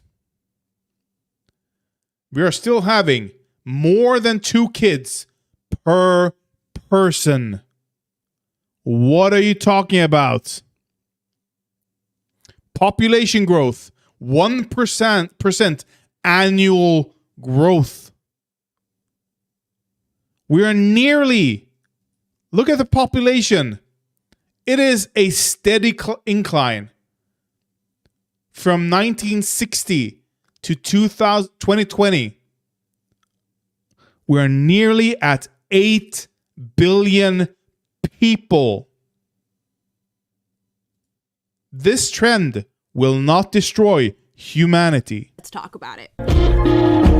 Why aren't you all going to have another baby? Your son needs a sibling.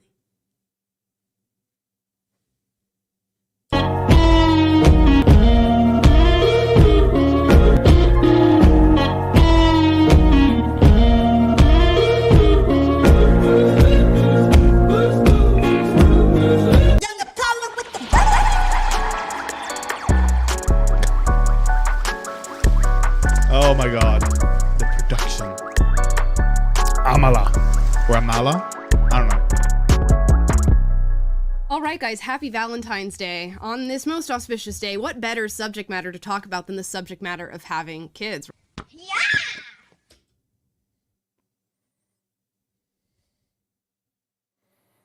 Can you say boomer? What you do when you love somebody, when you find that significant other you want to spend the rest of your life with? Well, that might not be the case for a lot of young women who are growing up in today's day and age and make that choice of whether or not to have kids. A lot of them are going to say no. No! But are they saying no because Why the boomer editing? Why the fucking annoying boomer editing? That is... it's so fucking annoying. It's just unnecessary. saw a TikTok trend? And again, notice the multiple camera angles. Boomer. Maybe, which is so insane. I've been getting this TikTok trend that is constantly popping up on my For You page about the before and after. Are you telling on yourself? That For You page is curated for you. You have watched, you have interacted with, you have liked, you have swiped on, you have delved deeper into, you have commented on videos containing this subject. That is why you get that on your For You page. On your marriage when having children. And these videos are going mega viral. And let's face it, the internet, they ate it up. I mean, 1.1 million likes on this first one that we're going to watch. And it's essentially a before and after of how your relationship is affected by having kids. And this is resonating with a lot of young single women, apparently, who have not yet made the decision to have kids. And seemingly resonated maybe with married women who are watching this and saying, this is exactly what happened to my marriage as well. We need to talk about this. So let's see if it resonates with you. And we'll watch one of these videos. 1.1 million likes. This should be talked about more. We are good. It's just very hard with a new little one. Wait, this is the trend that's destroying human. I know what's going to happen. I already know it. They're happy before the baby comes. Oh my God, we can't wait to have a baby. Oh my God, it's going to be so good. And once the baby comes, they're going to be, oh, I have no energy. My sister-in-law recently had a baby with her lesbian partner. The baby was due. Let's see here. She had plans because she had bought. It's in around August, I believe. She had bought Elden Ring for her PS, and she was gonna play it while on maternity leave. Everyone who has had a baby knows you're not going to have any free time when you have the baby. She ended up selling it to someone else because she didn't even open the package. She has yet to play Elden Ring. Because of course you haven't. You just had a baby. It's not rose. You can't go in to having a baby with rose-colored glasses. Especially in the US, where you have zero paternity or maternity leave. There is... Like, if you can't be alone with your kid, with your new baby, and just take care of it, imagine the stress of the economy. Imagine the stress on your life, on your partnership. Of course, don't go into having a kid with rose-colored glasses. Period. Before baby came.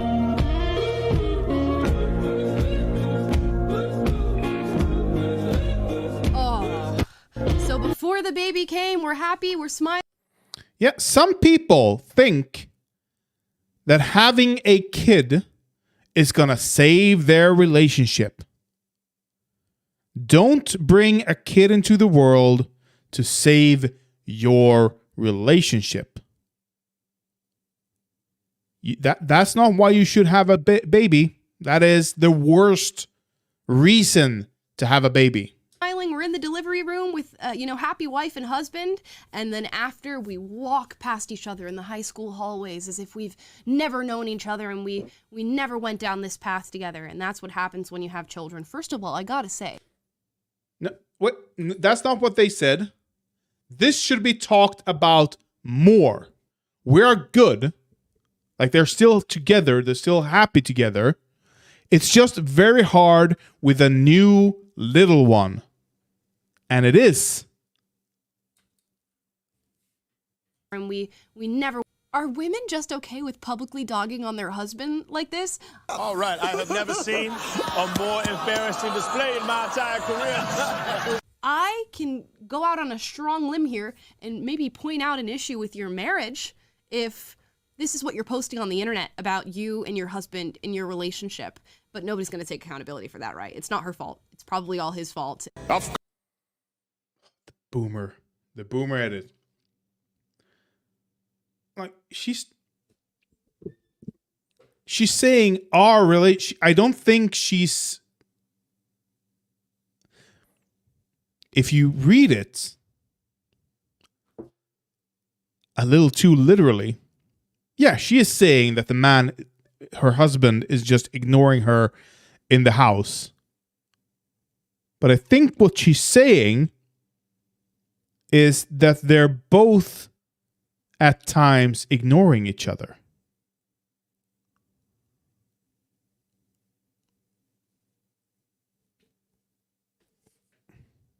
Of course! And the baby. It's the baby's fault and his fault, and that's why the marriage is in shambles now. And this got 1.1 million likes, and a lot of girls are commenting and saying, you know, this is what scares me about having children. This is why I don't want to have kids anymore.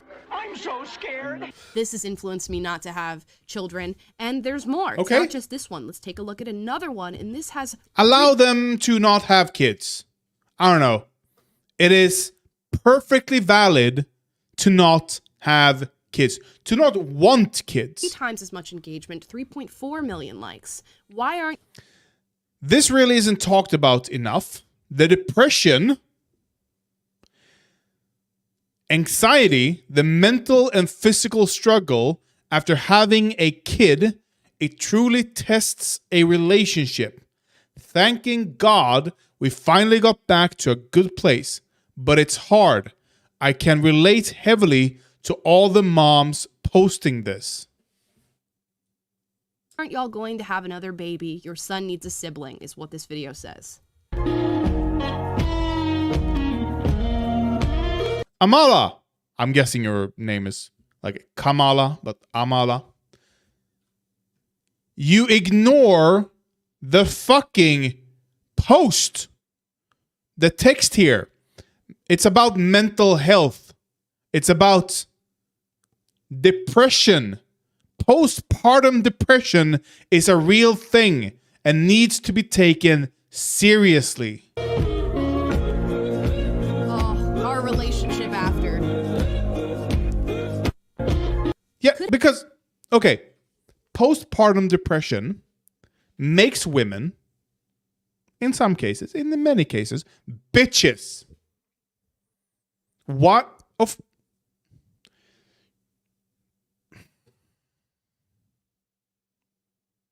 That's going to put a strain on the relationship, and that is going to make the husband, in these cases, a little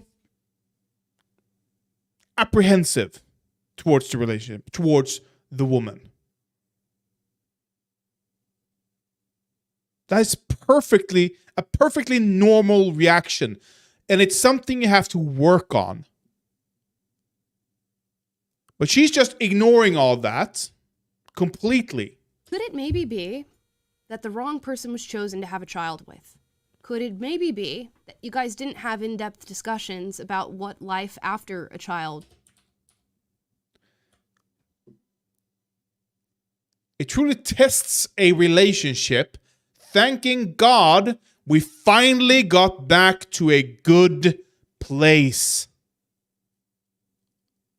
They are back to a good place, and they don't want to risk that for another baby.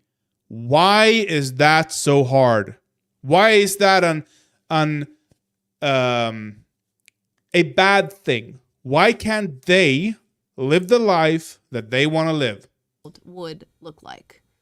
could it maybe be that you shouldn't be dogging on your marriage on social media and spending, what do you mean, maybe 20 minutes making a TikTok, captioning it and posting it out on the internet for the world to see? Maybe that you shouldn't be doing that. You should be spending time with your husband. And don't be open to the world about your problems. This is conservative mind virus. Don't talk about issues.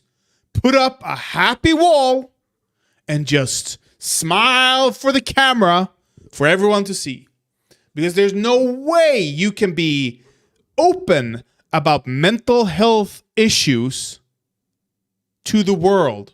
You know? Because if you are a bad person. And your child, I just don't know what's going through people's brains, because a lot of people will see this on their For You page and go, yep, makes sense to me. I don't want to have kids. But would you ever, in a relationship with somebody that you're married to, sit and make a video about how that relationship is in shambles and then post that out on the internet for everybody?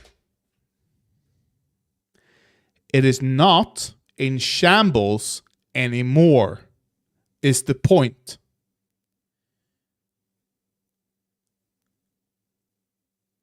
Either she is explicitly lying, which is a very big possibility, or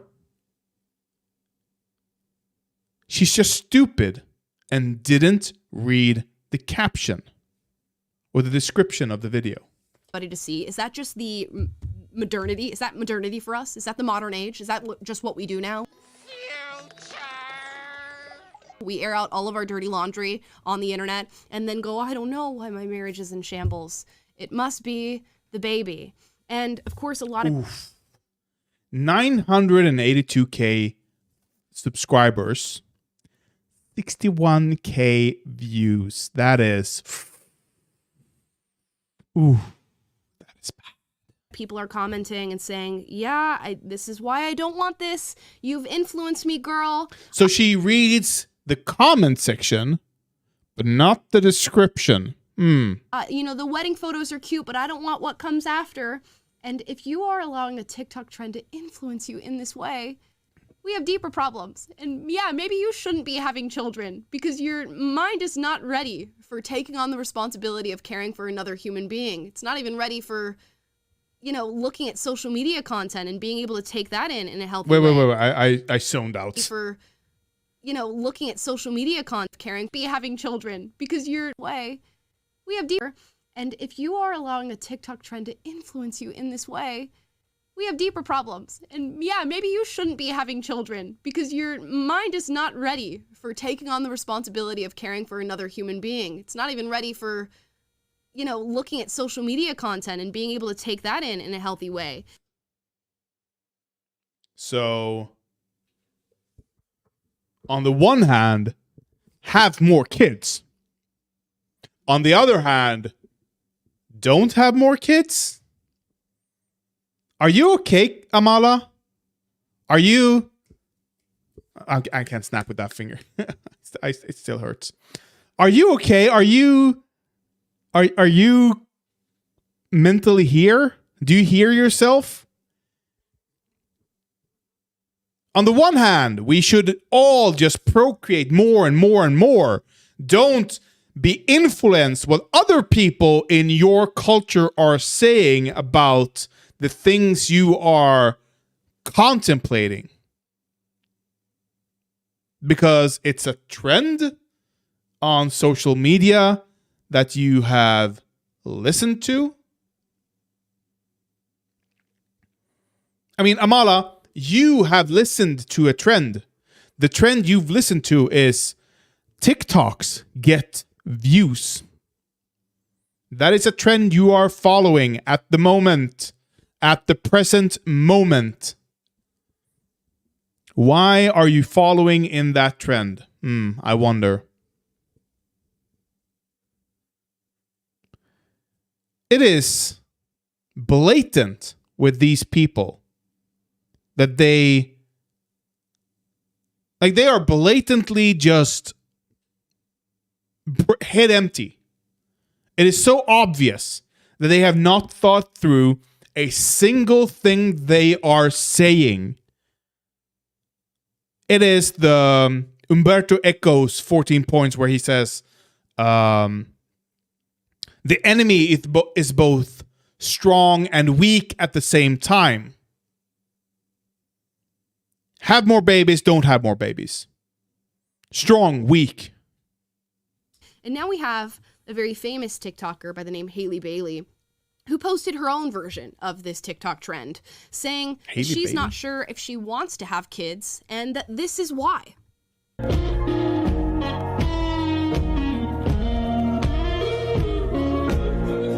Because of the trend. So a TikTok trend that has popped up on your For You page has now had such an impression on you that you've... It's called depression. Postpartum depression.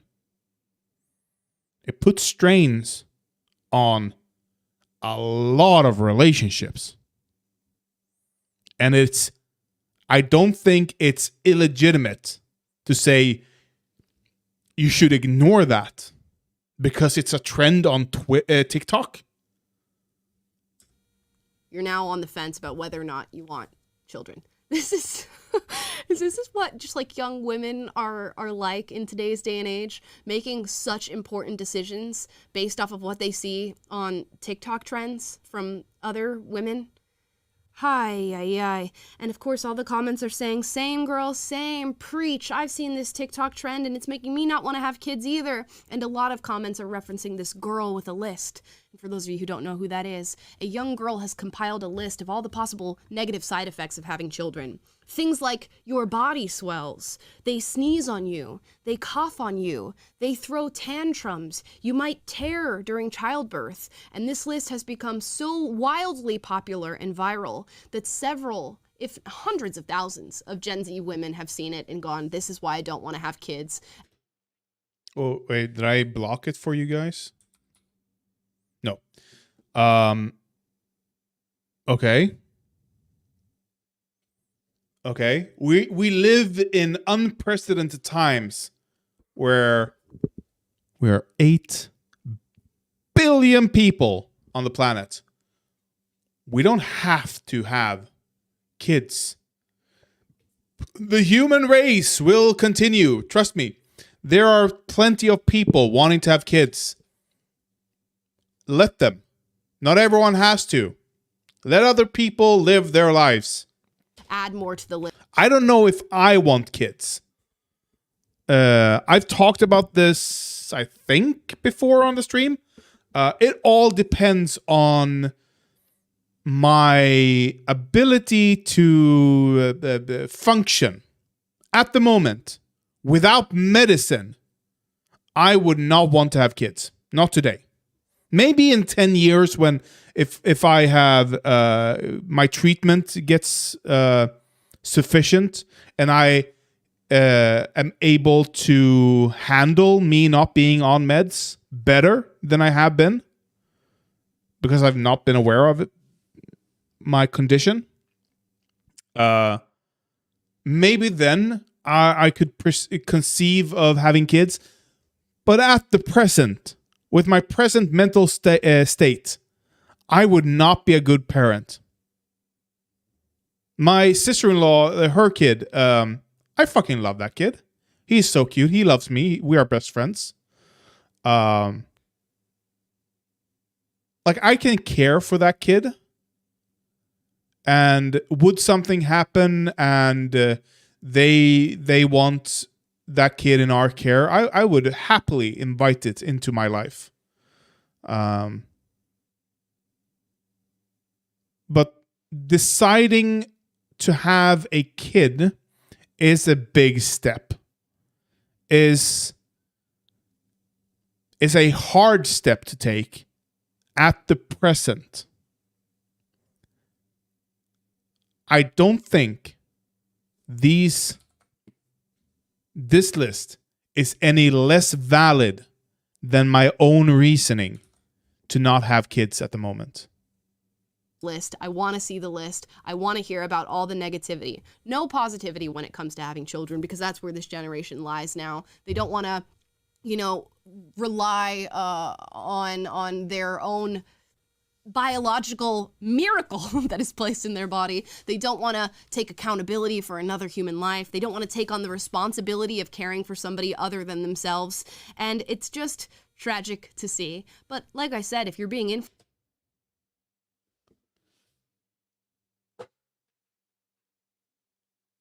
You have to have kids.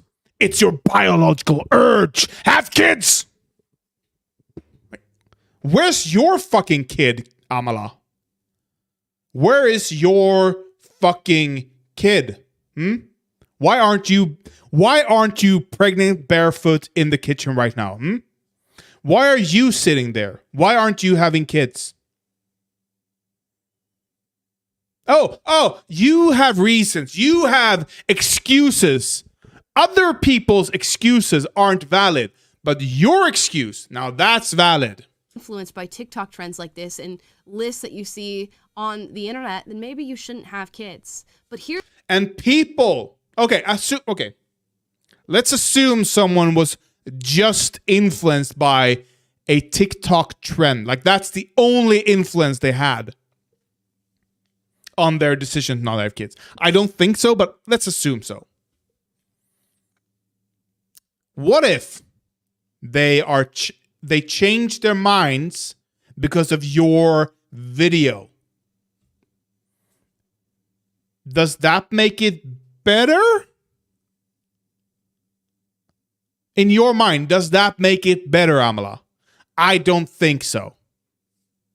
Here's the harsh reality of it all. Having kids can be tough. She admits it! She admits it! It comes with hardship. It comes with responsibility and accountability, and guess what? Even more so than that, you have to step outside of yourself and not be selfish and take care of somebody else and their needs and their wants. But guess what? It's also one of the most, if not the most, fulfilling thing that you can do as a mother or even as a father in this life. And you will learn of all the joys, but you won't learn from those joys of toxic mothers who are complaining about their husbands and children on people describing their own hardship, their personal experience. That's toxic, apparently. The internet. Whether or not they chose the right one or they didn't, that was their choice. Now it's up to you to go on your own journey, to find your own significant other and to maybe have kids with that person. And of course, take the negative things into account, but also think about how beautiful that could be. It sucks that we are so chronically online that things like an 8-second video that some upset wife has posted on the internet is truly going on to influence the young minds of so many growing young women in this day and age. Marriage and kids can be a very, very beautiful thing so long as you are, thinking critically, choosing the right person to embark on that journey with, and choosing somebody who's going to support you. I don't know about the husbands in these videos that are being shown here, but I certainly know the wives are not supporting them. I certainly know the wives are taking their time to edit TikTok videos and post them on the internet instead of maybe counseling, maybe sitting and talking to their husbands, maybe going and playing with that child that they willingly created and brought onto this earth. But no.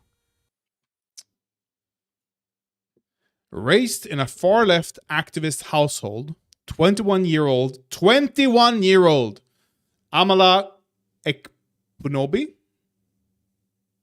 was once a student organizer for the left. Unanswered questions and a search for the truth led her to a complete ideological transformation, passionately sharing her new conservative values online. Her new conservative values. Amala became a viral social media sensation. Now the host of PragerU's show Unapologetic with Amala. She inspires millions of young people every day to discover the truth, defend their values, and lead better lives. Amala is sought-after public speaker and returning guest on Candace the Ingram Angle and on Fox News and more. I can't help but notice there's nothing about a husband here. Where is your husband, Amala? Why haven't you settled down? Why aren't you pregnant? Where is your kid? Why are you telling other people that they need to have kids when you're not having kids? What is your excuse? We're so chronically online and chronically selfish that we often can't think of people other than ourselves. Guys, those are my thoughts on these TikTok trends that I keep seeing. I have not been influenced by them. They have not changed my mind about wanting to have children. But again, if they do change your mind, by all means, do not have kids. I'm not here to advocate that people who don't want children have children. I just want to broaden the Except picture that's exactly what you've been doing the entire video. of what it means to have children, because in modernity, we are seeing so many women talk so negatively about how kids impact you and the earth and the climate and your body, when guess what? They are beautiful, wonderful things. And I think you'll get over the varicose veins and the way that your boobs look different after you have kids. I think after, the miracle of having a child, you'll recognize maybe my boobs were not the most important thing on the earth. And maybe that girl with the list didn't have the full picture. What? I think most people don't. It's not the boobs that's gonna decide if they have kids or not. That's probably the pain of giving birth. I can absolutely see that being an influence of not wanting to have kids, though. Holy shit, am I glad to be a dude. Holy shit. Of childbirth and creating a family, the strongest unit you can create. But I could be wrong. Let me know in the strongest you. Oh my god, these conservatives.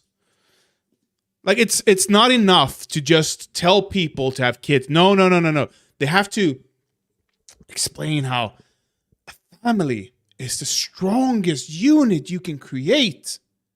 There's nothing more pure than a baby's buttocks. Disgusting.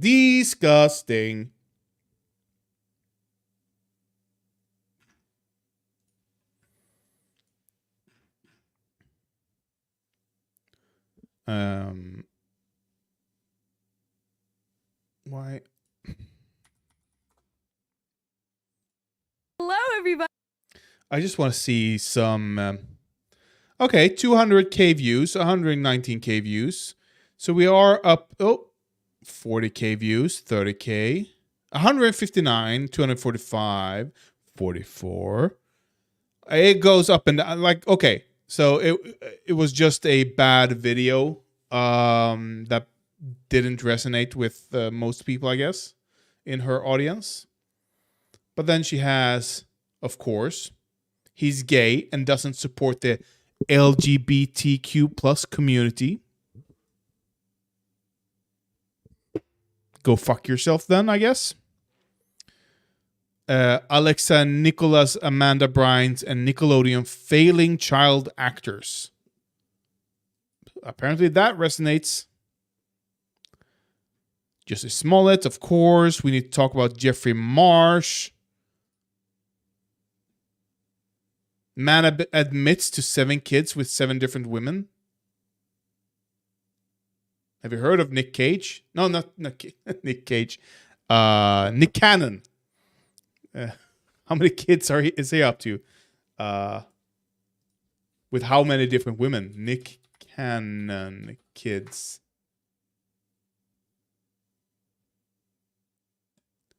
He has 12 kids. Whew.